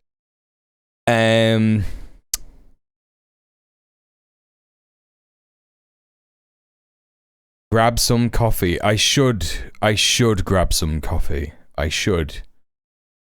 Should I? No, I'm not doing it. It's not healthy to do it. I've been having way too much. I'm gonna end up having I can have my brownie. I could just have my brownie. It's full of fucking dark chocolate and it keeps me up all night. In like a mug though, not with your bare hands. Why would I do that? Why would I do that? Did you see Matt Lieb on Bernstein's show? It was the anti-Semitism one. The stuff they watched by that pro-Israel influencer was some of the most insane shit I've ever seen. Do we watch that, chat? Can we watch that tomorrow, maybe? Matt was talking about how his agent rang him to do Hasbro down the phone. What the fuck? Being an anti-Zionist Jewish person seems really difficult because of internal pressure. Yeah, I mean, I've spoken about it a bit. Like, I'm not Jewish, but my stepfamily is Jewish. And, yeah, well, like Mr. Dank is saying right there in the chat, when Jews criticize Israel, we're called, they're called traitors and self-hating Jews. And it's horrid. I wouldn't recommend watching it. Oh, okay. All right, I won't then. Yeah, like, they all fucking disowned me and shit like that when they saw I was doing content after October the 7th, being like, yes, this is what happens. What would you expect to happen when you're a fucking settler colonial state and yada, yada, yada. I would recommend watching it because of how unhinged it is. Right, okay, well, I'm getting mixed messages from the chat. Maybe we should do it. Do it for the content. Would you enjoy? Chat, it's your stream. Would you enjoy me doing that? That's the question. Where was I up to then? But yeah, no, like, here's the thing. Like, I'll never forget this one bit. Whenever anyone mentions anything like that and there are no anti-Zionist Jews to speak on it, I will always mention this one bit. There was a huge insight into how the Zionist entity basically forces itself into ordinary Jewish people's lives. And it was at my stepbrother's wedding. My stepbrother was 27 when he got married, I think, maybe 28. And he, it was a normal wedding. It was a completely normal wedding. But the rabbi was a Zionist from Israel who, at my fucking stepbrother's wedding, was like, yeah, these recent protests full of terrorists are another reason to remind everybody why it's not safe for Jews to exist anywhere outside of Israel. Like, he just said that at a wedding. At a wedding. The protests that he was referring to were in opposition to the way that the March of Return was dealt with in Gaza, right? In Gaza, they did the March of Return. Kids marched up to the wall in Gaza. They got fucking sniped. Kids literally, like, with their fucking hands up with, like, little cards, presents, fucking a big key, like a paper mache key or something. And just fucking, kids got shot. And so there were protests everywhere. I went to some of the protests. And yeah, this fucking Zionist rabbi was just like, yep, just gotta remember the terrorists. Just go to Israel. Just go to Israel, bro. Just one more Jewish person going to Israel. I swear, bro. Just trust me, bro. This will be it. That'll do it. That'll keep Jews safe. Just one more death at the hands of the resistance. That'll do it. Just throw one more life away. 10 more Palestinians. That'll do it. Trust me. Just trust me, bro. One more attack on Iran. One more attack on Yemen. It's just psycho shit. Overseas labour to ensure that we're not just... Hi, Fighter Jet. Welcome in. How are you? I will hydrate. Thank you very much. What is with their foreheads? This is what happens when you're a wonk. when you're a fucking policy wonk. On a supply of people. Your forehead just goes like that. Jobs that could be done by British people. So I think there's a lot of really good work that she did to lay the foundations. Whoa. What the fuck? What the fuck was that? The immigration white paper that was published under her watch. The groundwork for a much better system, a clearer system that links skills with overseas labour to ensure that we're not just relying on a supply of people coming in, taking jobs that could be done by British people. So this is just like, is this just going to be him just talking about how good Yvette Cooper was? I'm not watching this shit, man. I'm not watching this fucking dog shit. What is this? Patrick Christie's demands Yvette Cooper resign after saying unsayable illegal migrant claims. Yeah, no, he's a weird libertarian type. Mark Dolan. He's a horrible, horrible piece of shit. Per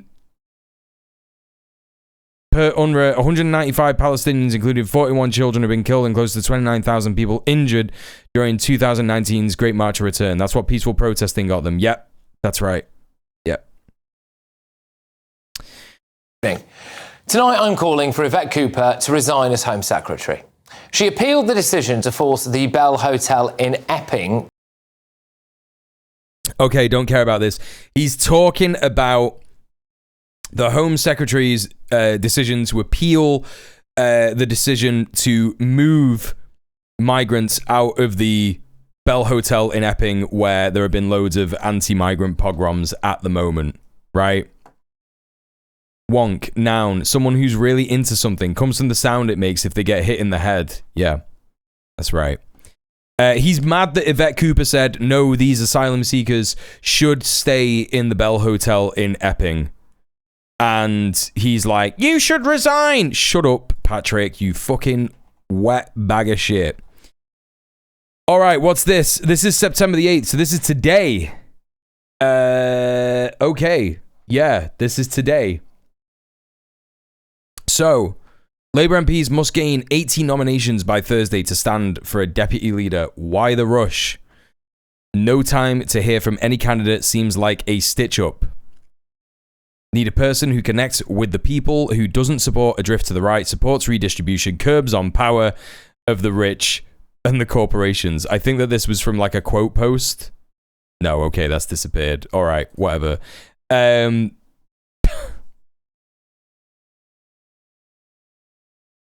He is a melt. Patrick is a proper melt. A proper fucking Ched bellend. Cheesy bellend. Right, let's have a look. Let's see this Guardian article. Let's put some tunes on. Alright. Labour MPs must gain 80 nominations by Thursday to stand for deputy leader. Potential candidates need backing of at least 20% of the parliamentary party as Shabana Mahmood rules herself out. Labour MPs hoping to replace Angela Rayner as the party's deputy leader have until Thursday afternoon to gather the 80 MPs nominations they will need to stand. With the Home Secretary ruling herself out of the race, Mahmood is the latest mooted hopeful to decide not to run, with Jess Phillips and Lisa Nandy also opting out. According to a timetable from Labour's National Executive Committee, MP nominations will open on Tuesday, with potential candidates having until 5 PM on Thursday to gather 80 nominations. It's just meaningless, isn't it? It's just completely meaningless. Possible contenders cited include the former Transport Secretary Louise Hay, Lucy Powell, who's removed from Commons leader in the reshuffle, as well as Stella Creasy and Sarah Owen. If Lucy Powell gets deputy leader, I will fucking lose my mind. Sorry, Morton. Yeah, you gotta let me know when you post in links, but it's okay. I can see what that link is. Let's take a look. I can still get it. Yeah, it's all right. Don't worry. Deputy leader polling, Labour members David Lammy 29%, Emily Thornberry 25%, Wes Streeting 17%.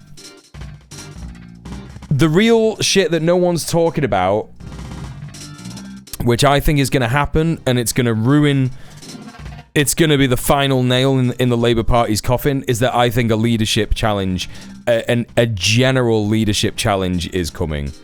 And I think it's this boy. He's been talking about it for a long time. I think that Wes Streeting is going to make a bid for PM as soon as humanly possible. Nigel Farage probably has a better chance of Labour leadership. Yeah, absolutely. Who else do we got here in the room? Oh, of course she's running for it. Of course she is. Fuck. Belle Ribeiro Addy. I mean, I've lost a lot of respect for her. Even just being in the running. That's crazy. The fact that Wes Streeton is angling for PM is so fucking enraging to me. Yeah. Me too. Figurehead of anti-trans Labour. Absolutely, yeah.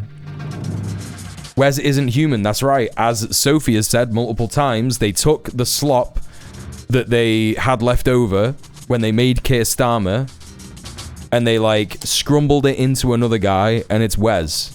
That's who that is. Louise Hay would be funny and full of drama, and I'm down for that. Who is she?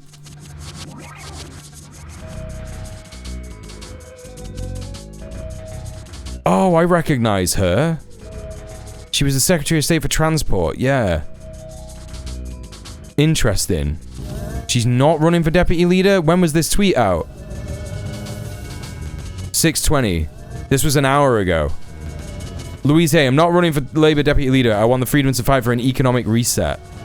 The failed status quo in the OBR are holding us back from investing in ways that will transform the UK for the better. I can address that from the back benches. I don't know if you can, dog. Like, what? I don't know. Listen. She got the boot for calling out P&O for being shit. Yeah, I remember that, actually. I do remember that. I made the bold decision to jizz into a wet street. That's right. That's how he got Wes Streeton. There you go. Streeton is 4 failed Starmer clones in a trench coat. Yeah. That said, I will not be standing. Labour was elected in 2024 to rebuild Britain, not simply steady the ship, but remake it completely. We need strong voices pushing for that renewal on the economy, workers' rights, on the climate crisis. For me, that means remaining on the backbenches where I can speak plainly and campaign boldly. Give it a rest, man. Just give it a rest. What are you talking about? Right, she's not running. So, that's that. Okay, well, there you go. So, that's all that. That's the reshuffle, chat. We've gotten through it. Now, it is time to talk about some very good stuff. Chat, you've all been very well behaved and very good. You've all been very, very good. Well done. I'm proud of you. It is now time to get rewarded with some very, very positive, good Palestine content. Let's go. Good things are happening, chat. Things are moving. Things are happening. There are moves being made everywhere against the machine, and they are good and effective. Yes, that's right, Sorka. Correct. Chat, it is the top of the hour, and there is another ad break coming in 4 minutes. If you want to avoid the ads, please consider subscribing. Also, please consider subscribing off Twitch, as it means that I get more money, and it also means that you can just have an ad blocker, whatever, who cares. And both contribute towards a incentive. If we hit the sub goal, I will be doing a DJ stream next month. If we hit the dono goal, I will be doing a gaming stream next month. That's what you get. What am I going to be playing? Peak. What am I going to be spinning? Tunes. You'll love it. It'll be fun. It's a bonus stream. That's what you get. What else do I got? If you can't afford to support the stream, don't worry about it. It's all good. Times are tight. I understand. Head over to the promo tweets. Head over to the promo post on Twitter, on Blue Sky. Go and give them a retweet. Go and give them a repost. That means more people will come and hang out. Yada yada. Go to my YouTube channels. Like and comment and subscribe. Go to my VOD channel. I don't fucking know. Whatever you want. Got loads of stuff. You can click all the free things and help me out in that way. Rare gaming stream. Exactly. Exactly. So there you go. If you want to miss the ads, they will be here in 3 minutes. So there you go. What am I up to? Our business roller. Yeah, that's right. That's correct. Right. Let's have a little look here.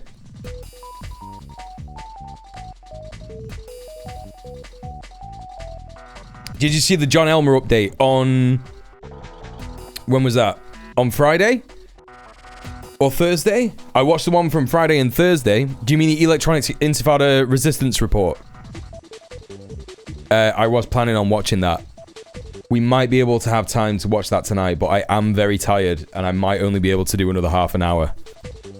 So, let's maybe wait and see. Maybe we'll watch that tomorrow.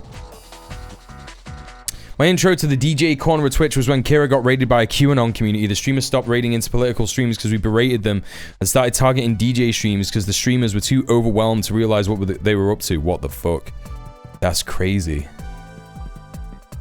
All right, chat, let's take a look at this. Spanish PM steps up scathing criticism of Israel's actions in Gaza. Let's take a look at this. Esto no es defenderse. No es ni siquiera atacar. Es exterminar a un pueblo que está indefenso. Es quebrantar todas las leyes del derecho humanitario.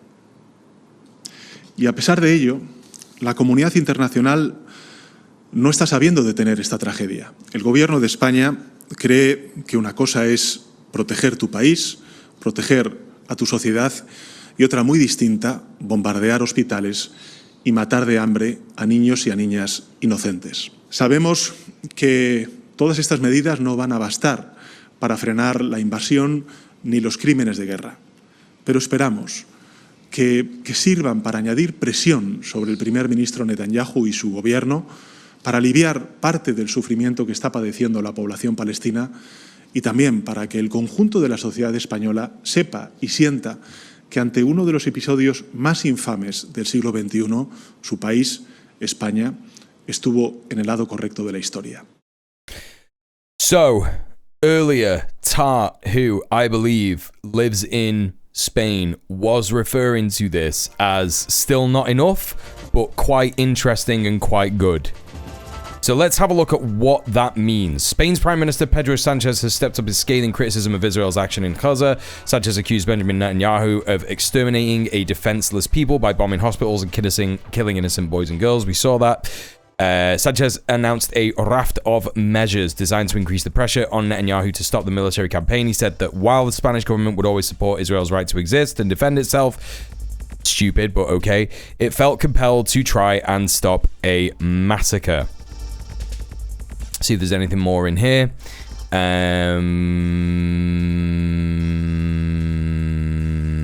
Sanchez's words and actions rekindled a tit-for-tat diplomatic row between Spain and Israel that culminated with Madrid deciding to recall its ambassador to Tel Aviv on Monday afternoon. Whoa, let's go! That's always a good sign!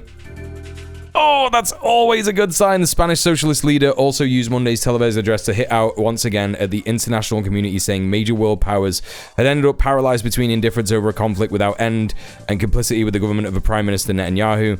His comments came out a week after he told The Guardian that the response to Israel's assault on the Palestinian territory was a failure.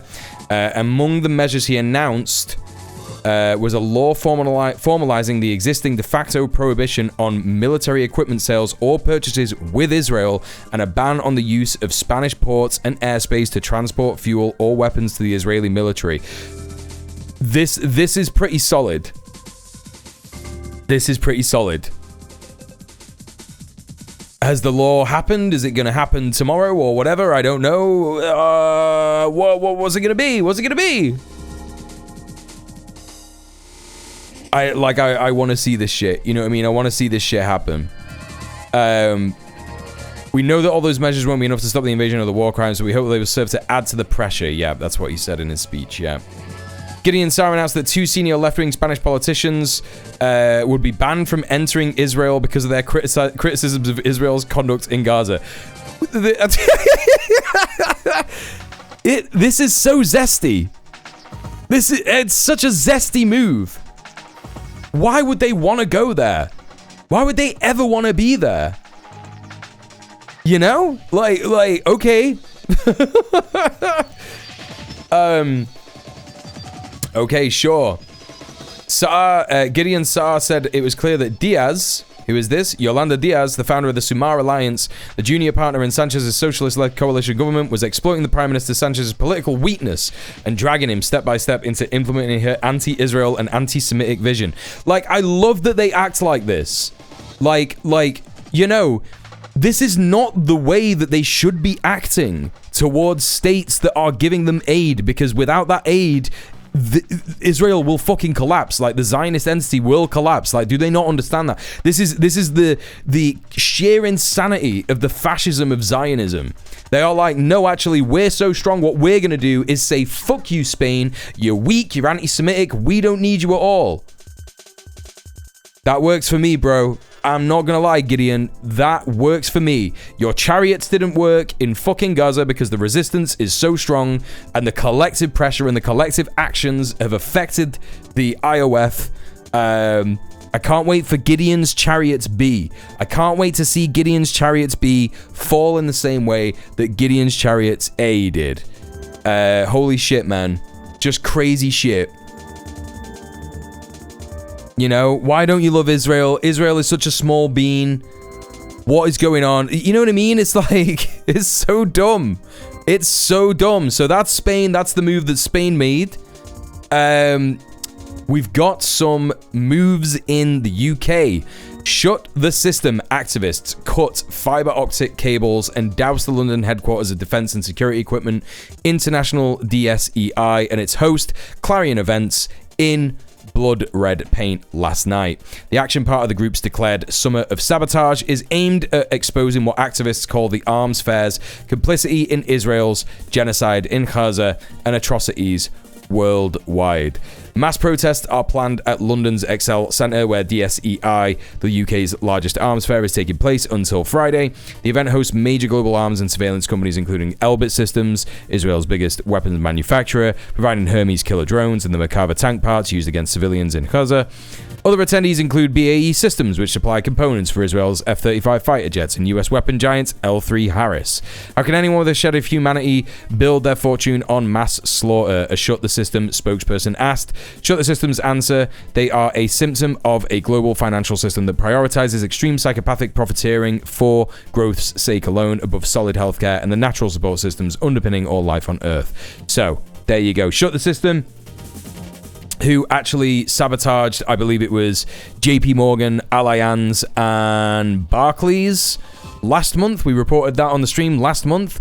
This is them severing the fiber optic cables, which is going to cause a right faff. They'll have to be replaced. Fiber optic cables, you don't just like stick them back together with solder or something. You have to replace the entire cable, which very well may be from start to finish.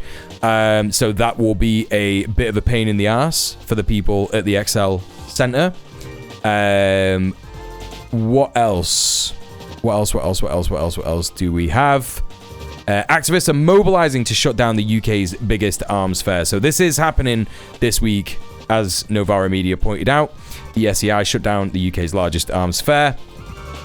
Defence and Security Equipment International is taking place at the XL Centre in London between the 9th and the 12th of September, so starting from tomorrow. The big one, Shutdown DSEI 2025, aims to build a mass mobilisation to stop the arms fair taking place on its first day, Tuesday, 9th of September.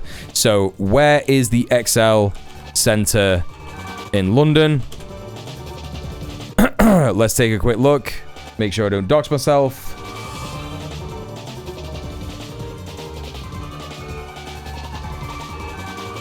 So I am going to tell you where this is, chat, because, you know, it is completely legal to go and protest these sick fucks. So it's near the O2. I'm sure you could have Googled it yourself, but just in case you're wondering, it's central London, in between Greenwich, Plaistow. I don't really know what this area is. London City Airport. I didn't even know there was a fucking airport in London City. So it's like East End. It's not central London, sorry, it's East End. You could probably get a tube there. There you go. What's that station? Canning Town. Get the Jubilee line. I'm sure there'll be loads of people protesting there. If you're in the area, if you're in London, if you're in any of the surrounding areas, you know, all week. There's going to be stuff taking place. Get down there, make some friends, you know? 4 stops away from the Stratford Tube Station via the DLR. There you go. So, 1,500 exhibitors in 2023, including the world's largest worst arms dealers networks with 35,000 delegates representing nearly 100 countries, including official government-invited delegations from Israel, Saudi Arabia, the United States, Bahrain, Turkey, Qatar. Israel always plays a prominent role at DSEI, with the UK government inviting an official Israeli government delegation. If this happens in 2025, it will be our government continuing to roll out the red carpet to legitimize and enable war criminals. They have, in fact, announced Newham is the area. Thank you, Luna. Southerners saving my ass out here. I specifically lived like 200 meters away from London City Airport's runway. I remember you saying that you live near an airport. Yeah, fucking hell. So Isaac Herzog, the president of Israel, is coming to the UK this week. This should be unacceptable. This should be completely unacceptable. DSEI is currently advertising the President of Israel's country pavilion. While it has not yet published its list of exhibitors, several Israeli arms companies are confirmed as attending. This includes Israel Aerospace Industries, who are promoting their presence with a brochure of military equipment Israel has used to commit genocide in Gaza. In 2023, Brigadier General Dr. Danny Gold, head of Directorate of Defense Research and Development for Israeli Ministry of Defense, gave a keynote speech. In addition to this, 48 domestic Israeli arms companies exhibited at the event. These are companies that are directly responsible for and directly profiting from Israel's genocide in Gaza and the war crimes it is committing in the West Bank and Lebanon. So, the call to action states that DSEI is a marketplace in death and destruction. It takes place every 2 years and is where arms dealers and politicians meet and make deals for genocide, war, and more human rights abuses. This is where they stock up on the latest lethal weapons and tools for repression, all with the backing of the British state. So it is important to do whatever you can, chat, to oppose this. All right. Next bit of news.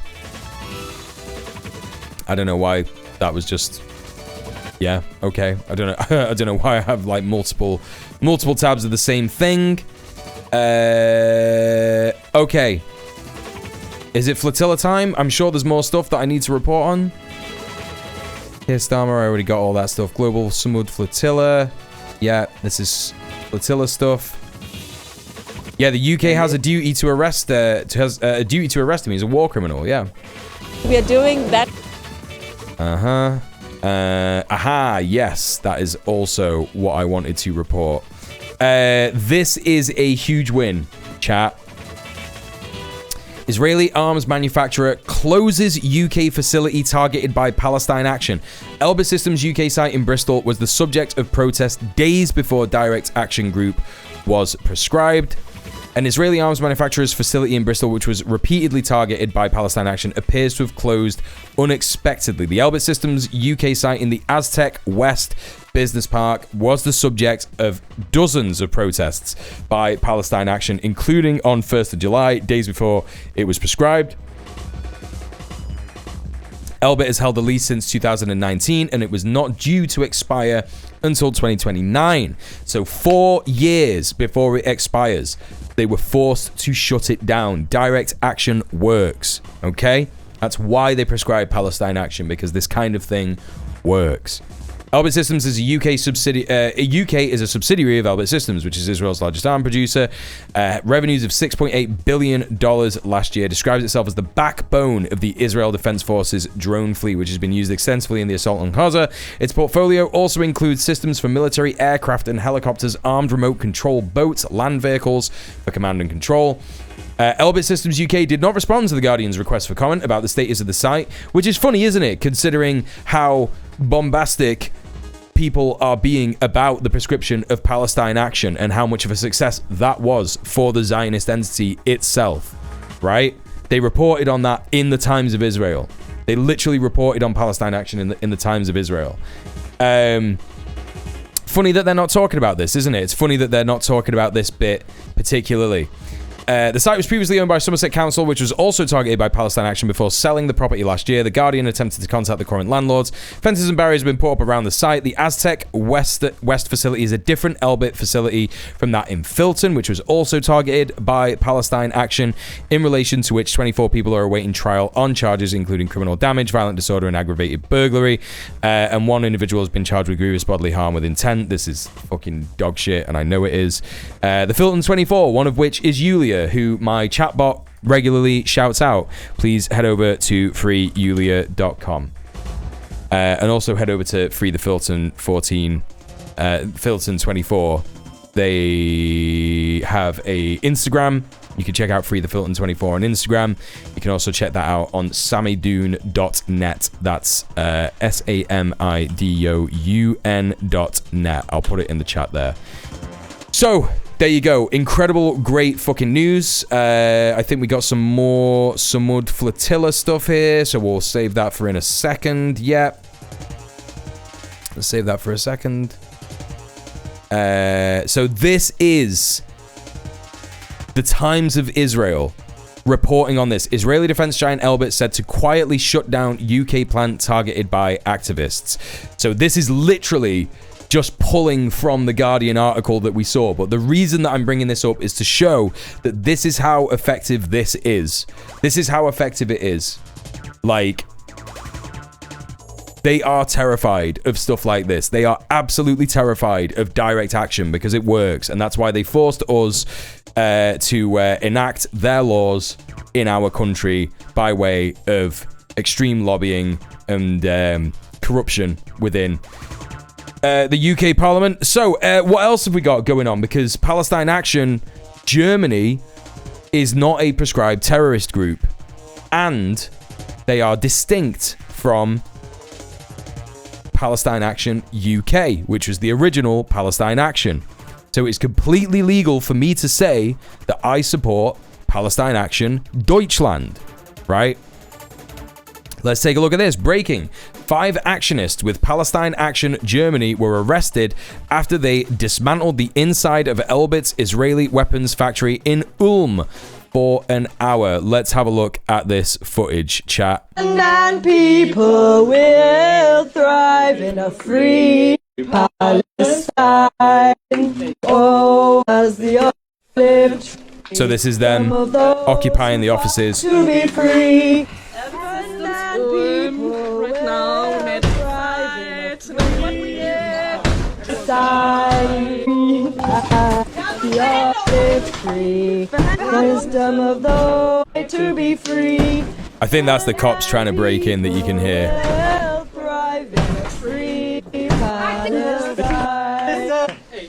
Oh, as the olive tree, wisdom of the hopes who died to be free.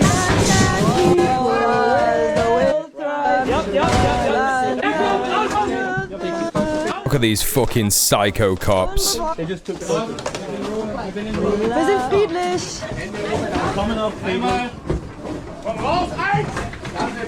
Fucking Nazi bastards. It's just literally just like no different to hearing like someone pretending to be a Nazi in a film, right? Like that's just what cops are. They're just fucking Nazis, aren't they? So that's that. I believe there is more footage of this. I would like to believe that at this point most of you already. I thought there was more footage of this. Should we have a look and see? Should we just have a little scoot around? I'm sure I've seen more footage of this. YouTube, Palestine. What is this? This popped up before. What the fuck is this, chat? I'm saying that they don't have political sovereignty. Wait, what? Is this new? Did Adam Friedland have Destiny on the Adam Friedland show? Did that happen? Please don't tell me that happened. That sounds like the biggest car crash I've ever heard of in my entire life. Okay. Palestine Action Germany. Damn, dude. I think he did, but not recently. All right, okay. Damn,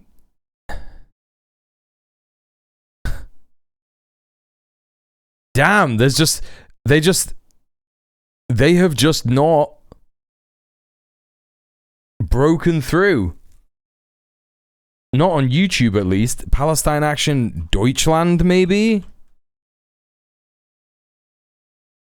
This is crazy, chat. This is the online fucking safety bill. For sure. I'm like not allowed to see this shit. Maybe if I just Google it. Palestine Action Germany Elbit Haaretz. It's been reported in Haaretz. That's crazy. That's fucking crazy. Surely there'll be a video on Twitter. Yeah, here you go. Here it is. All right, here's the actual footage that I wanted to show, chat.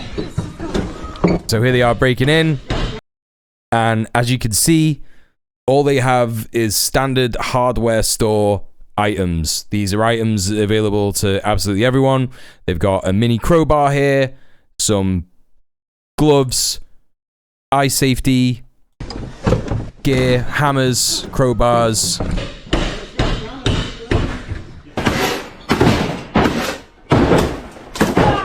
So here they are smashing some shit up. And it's important to remember that even just being in the factory itself and just the presence is enough to warrant a shutdown of a weapons factory like this for some days, right? Because of the delicate nature of engineering parts. Depending on what is being constructed in this factory, it could very well mean that they need to completely revamp an entire wing of it. It's also highly significant that this has taken place in Germany, as Germany is the biggest supplier of arms to Israel in Europe. So it is absolutely massive that this kind of an action has just happened in Germany, and we will probably see more. Now that people have seen propaganda of the deed, they may go and carry out the deed.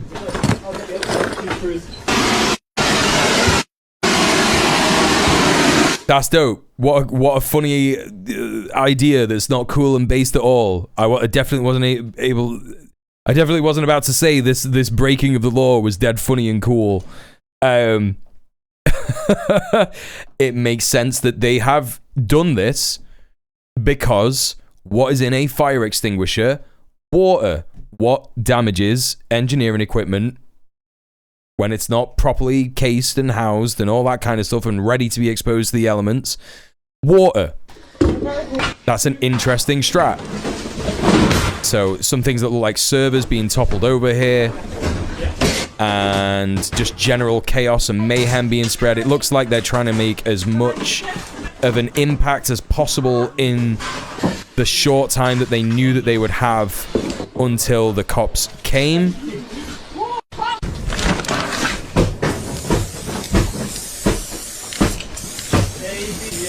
Yeah, they can't reopen without those getting recharged and inspected. Yeah, that's right.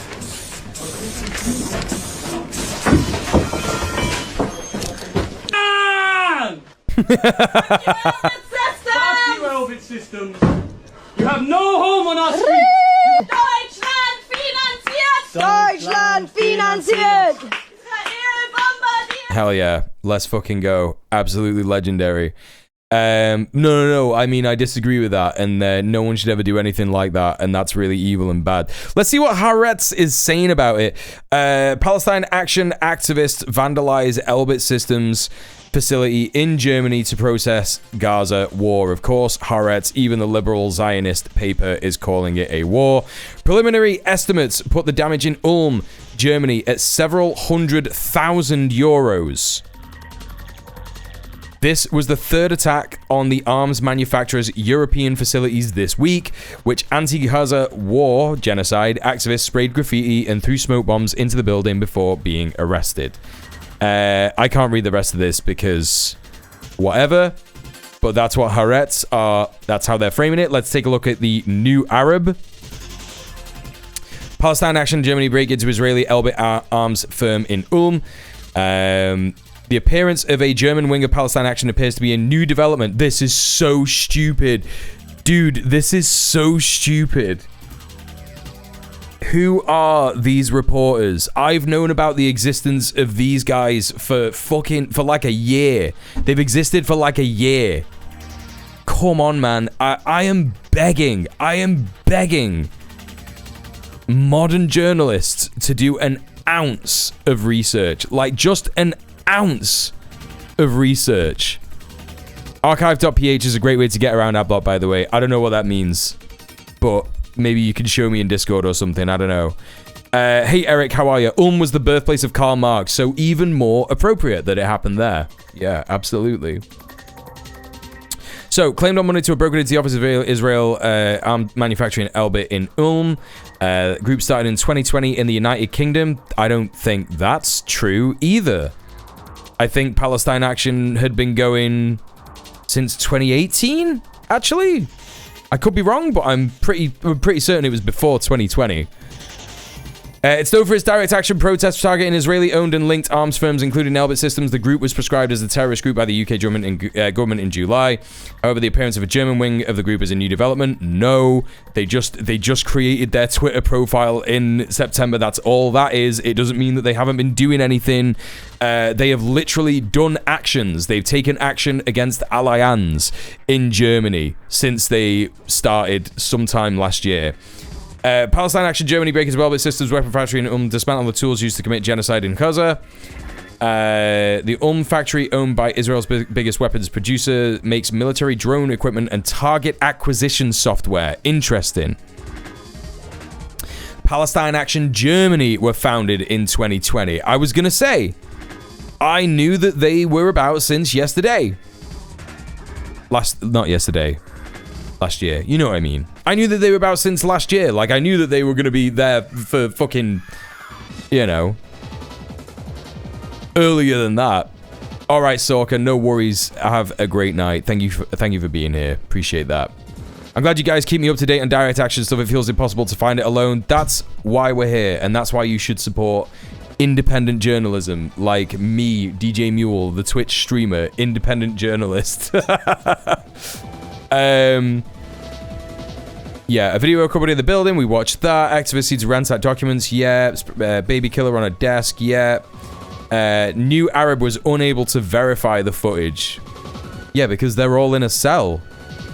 All these guys are in a fucking cell from the fucking fascist Nazi bastard Polizzi.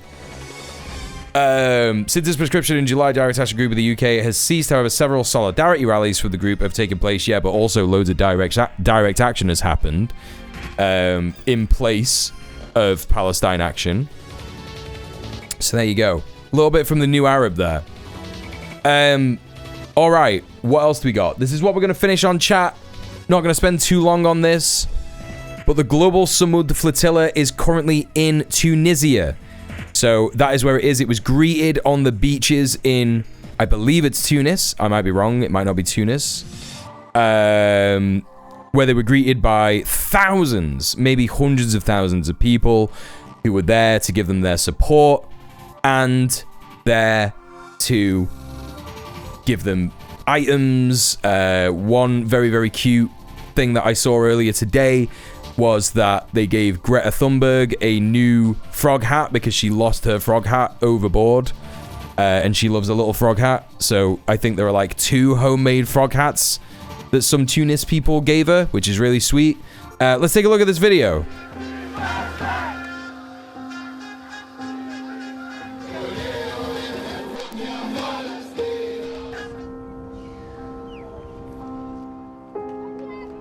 So there you go, Tunisia, the last stop before getting to Gaza.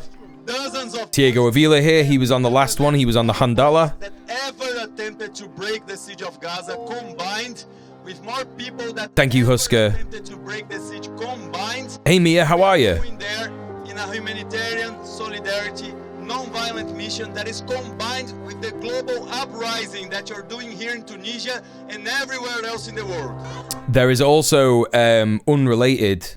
No, it's completely related. What am I talking about? There is also a Palestine Action Tunisia as well that have done multiple actions. So yeah, Mandla Mandela is also going.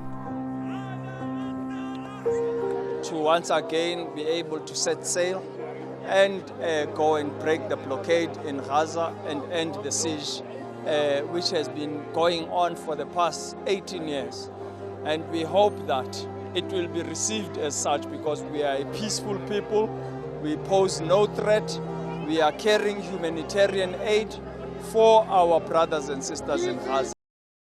I'm gonna be real, chat. I'm terrified for any black people on this mission. I'm terrified for any of them. After what Chris Smalls said about the way that they treated him, anyone who was just like not white, so even anyone who is of Arabic descent, anyone who is of Levantine descent, anyone who is of Persian descent, North African descent, you know, it is just like a terrifying situation. And I don't say this with any, you know, I don't say this with any kind of like joy, but if the Zionist entity is going to follow up on the threats that it is making about the flotilla, like they have literally threatened to detain Greta Thunberg for an unspecified amount of time, right?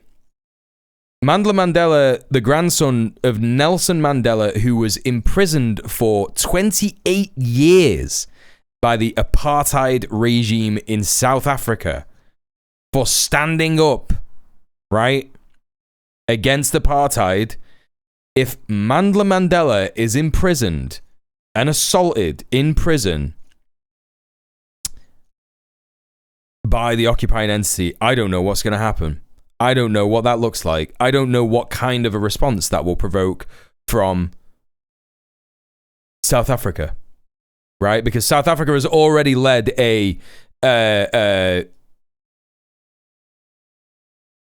criminal charges against so-called Israel at the ICC, right? I did cover the call for shutting down Europe from Genoese dock workers. We did cover that last week. Yep. You know? And who knows? I don't know. Maybe even Sweden's fucking AI psychosis PM might say something if Greta Thunberg is detained, right?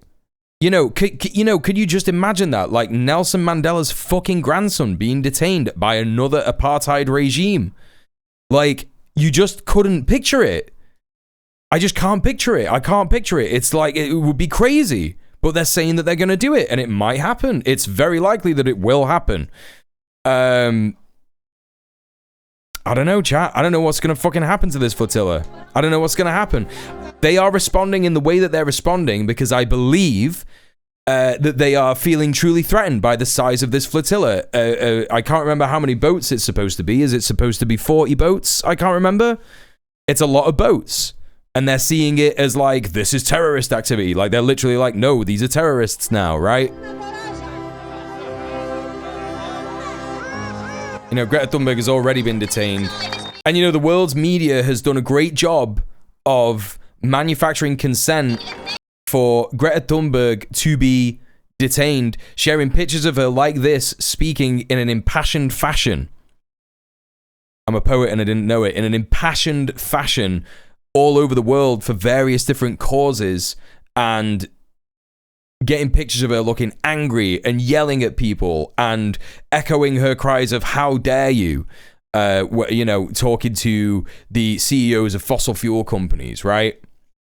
And what a world we live in if Greta Thunberg, the literal embodiment of the youth of today, progressive, anti-fascist, anti-capitalist, if they take her as a symbol and detain her for an unspecified amount of time, you know? I mean, they already did it with Chris Smalls. Like, they already beat the shit out of Chris Smalls. He is also a symbol of anti-capitalism. He's a symbol of anti-racism.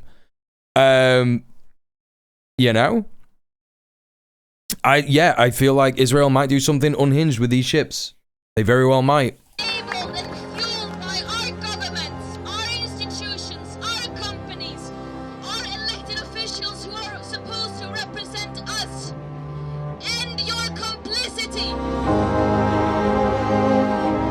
dozens of boats, not 40 ships, just dozens of boats. It's got people from 40 different countries on. So, you know, that's where we're at. They're at the last leg of the journey, really, in terms of the last stop before they get to Gaza. Especially given the United States' recent actions in the Caribbean. Israel follows its daddy state, doesn't it? Oh, USA could do that? Yeah, great. Also, the USA says, Israel, you should do this and see if we can get away with it. Oh, you could get away with that. Yeah, sweet. I don't know what the odds are that Israel just fires on them if they would bother to make an excuse. Yeah, I feel like they could. I feel like they could. I don't want to say it. I don't take any joy in it, but these are a psycho-fascist state. It's a psycho-fascist state, right? Let's read this article. A huge crowd gathered at Tunisia's port on Sunday to welcome Greta Thunberg as her aid flotilla bound for Gaza docked at the port. The Swedish climate activist is traveling with 350 pro-Palestinian activists on boats stocked with aid that they're hoping to deliver to Palestinians in Gaza. Pictures from the Sidi Bou Said port show hordes of people surrounding the 22-year-old as she addressed the crowd. We all know why we're here. She said, just across the water, there's a genocide going on, a mass starvation by Israel's murder machine. Israel has repeatedly denied that there is a starvation in Gaza and has blamed any hunger on Hamas and aid agency failures. When was this? I don't know if Rafi Berg is still away, but there was a crazy article that was put out by the BBC the other week, and it is obvious that Rafi Berg, the Zionist ties to Israel editor-in-chief, was on holiday. And people confirmed that it was true, right? They might probably be able to stop all the ships, but they would probably fuck that operation up in some way, considering how unprofessional the IDF actually is. And if they open fire, it's going to really make it difficult for Hezbollah to keep going the way it is. Yeah, I think you're right. I think either way. Oh, is Rima Hassan going again? That's crazy. Wait, no, is this from the... No, this is from the previous attempt, right? No, because they're in Tunisia here. Or are they? I can't tell. Chat, I can't fucking tell. The group will stay in Tunisia for a few days before resuming the journey to Gaza. Some of the flotilla ships bound for Gaza have reached Sidi Bou Said, where it'll be expanded, loaded with additional aid, joined by the Tunisian team for the next stage of the mission. The collective group of activists, Global Samud Flotilla, wrote on X. Israeli authorities have characterized Thunberg's previous attempt to sail aid to Gaza as a publicity stunt that offered no real humanitarian assistance. In March, it introduced a nearly 3-month total blockade on supplies entering the strip, claiming the aid was being taken Hamas. It started allowing a limited... They just repeat it all the fucking time in the BBC. It makes me so sick. Started allowing a limited amount of aid back into the territory after increasing international pressure. Yeah, you gotta stop glazing. Gotta stop glazing Israel, you pieces of shit. International Coalition of the Caring. After setting out from the Spanish city of Barcelona, the Global Samud Flotilla reached Tunis on Sunday night. Its final destination, Gaza, under Israeli blockade from land, air, and sea, carrying aid to the victims of Israel's genocide. We are going with dozens of boats that represents more boats that ever attempted to break the siege of Gaza combined, with more people that ever attempted to break the siege combined, and we are going there in a humanitarian solidarity, non-violent mission that is combined. Yeah, the BBC needs to be ended, for real. That you're doing here in Tunisia and everywhere else in the world. In Tunis, they'll restock food and water for the journey that includes hundreds of activists from around the world.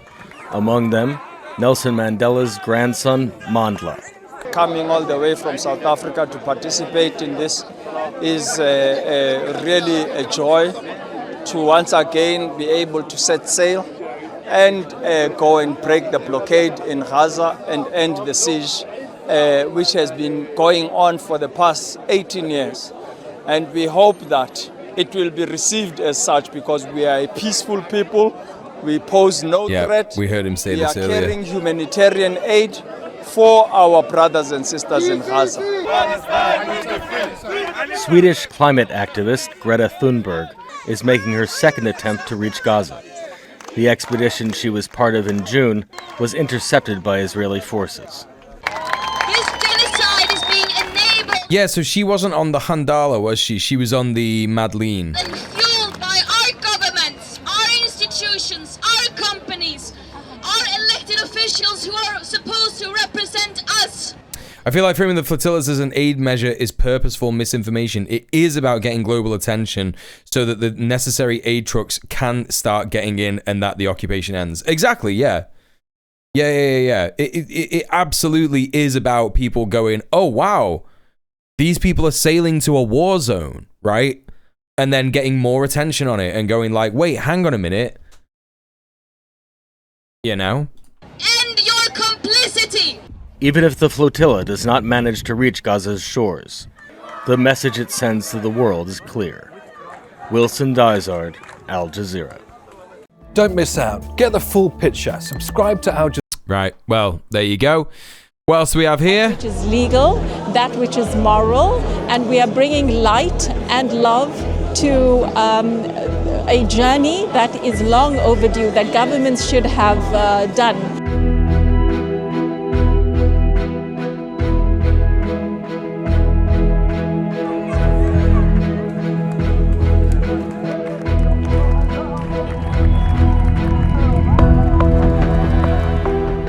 One of the things the questions that people ask all the time is, are we afraid?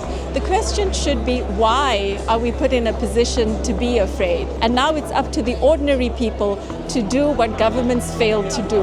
Who is the one that is placing people? Yep, that's right, Mia. And that is the occupying power.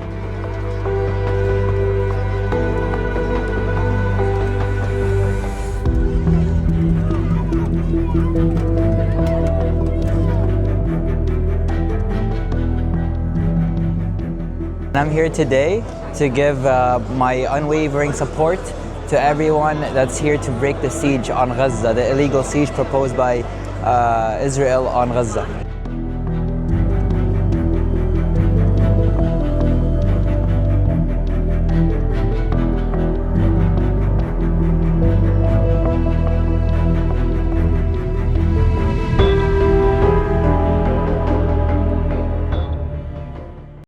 Okay, cool. What else we got here?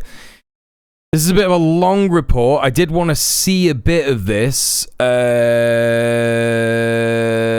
Maybe we can watch it tomorrow. That's the PAL Action Germany stuff. Global Samud Flotilla activists share their messages to Palestinians in Gaza. This is from 4 days ago.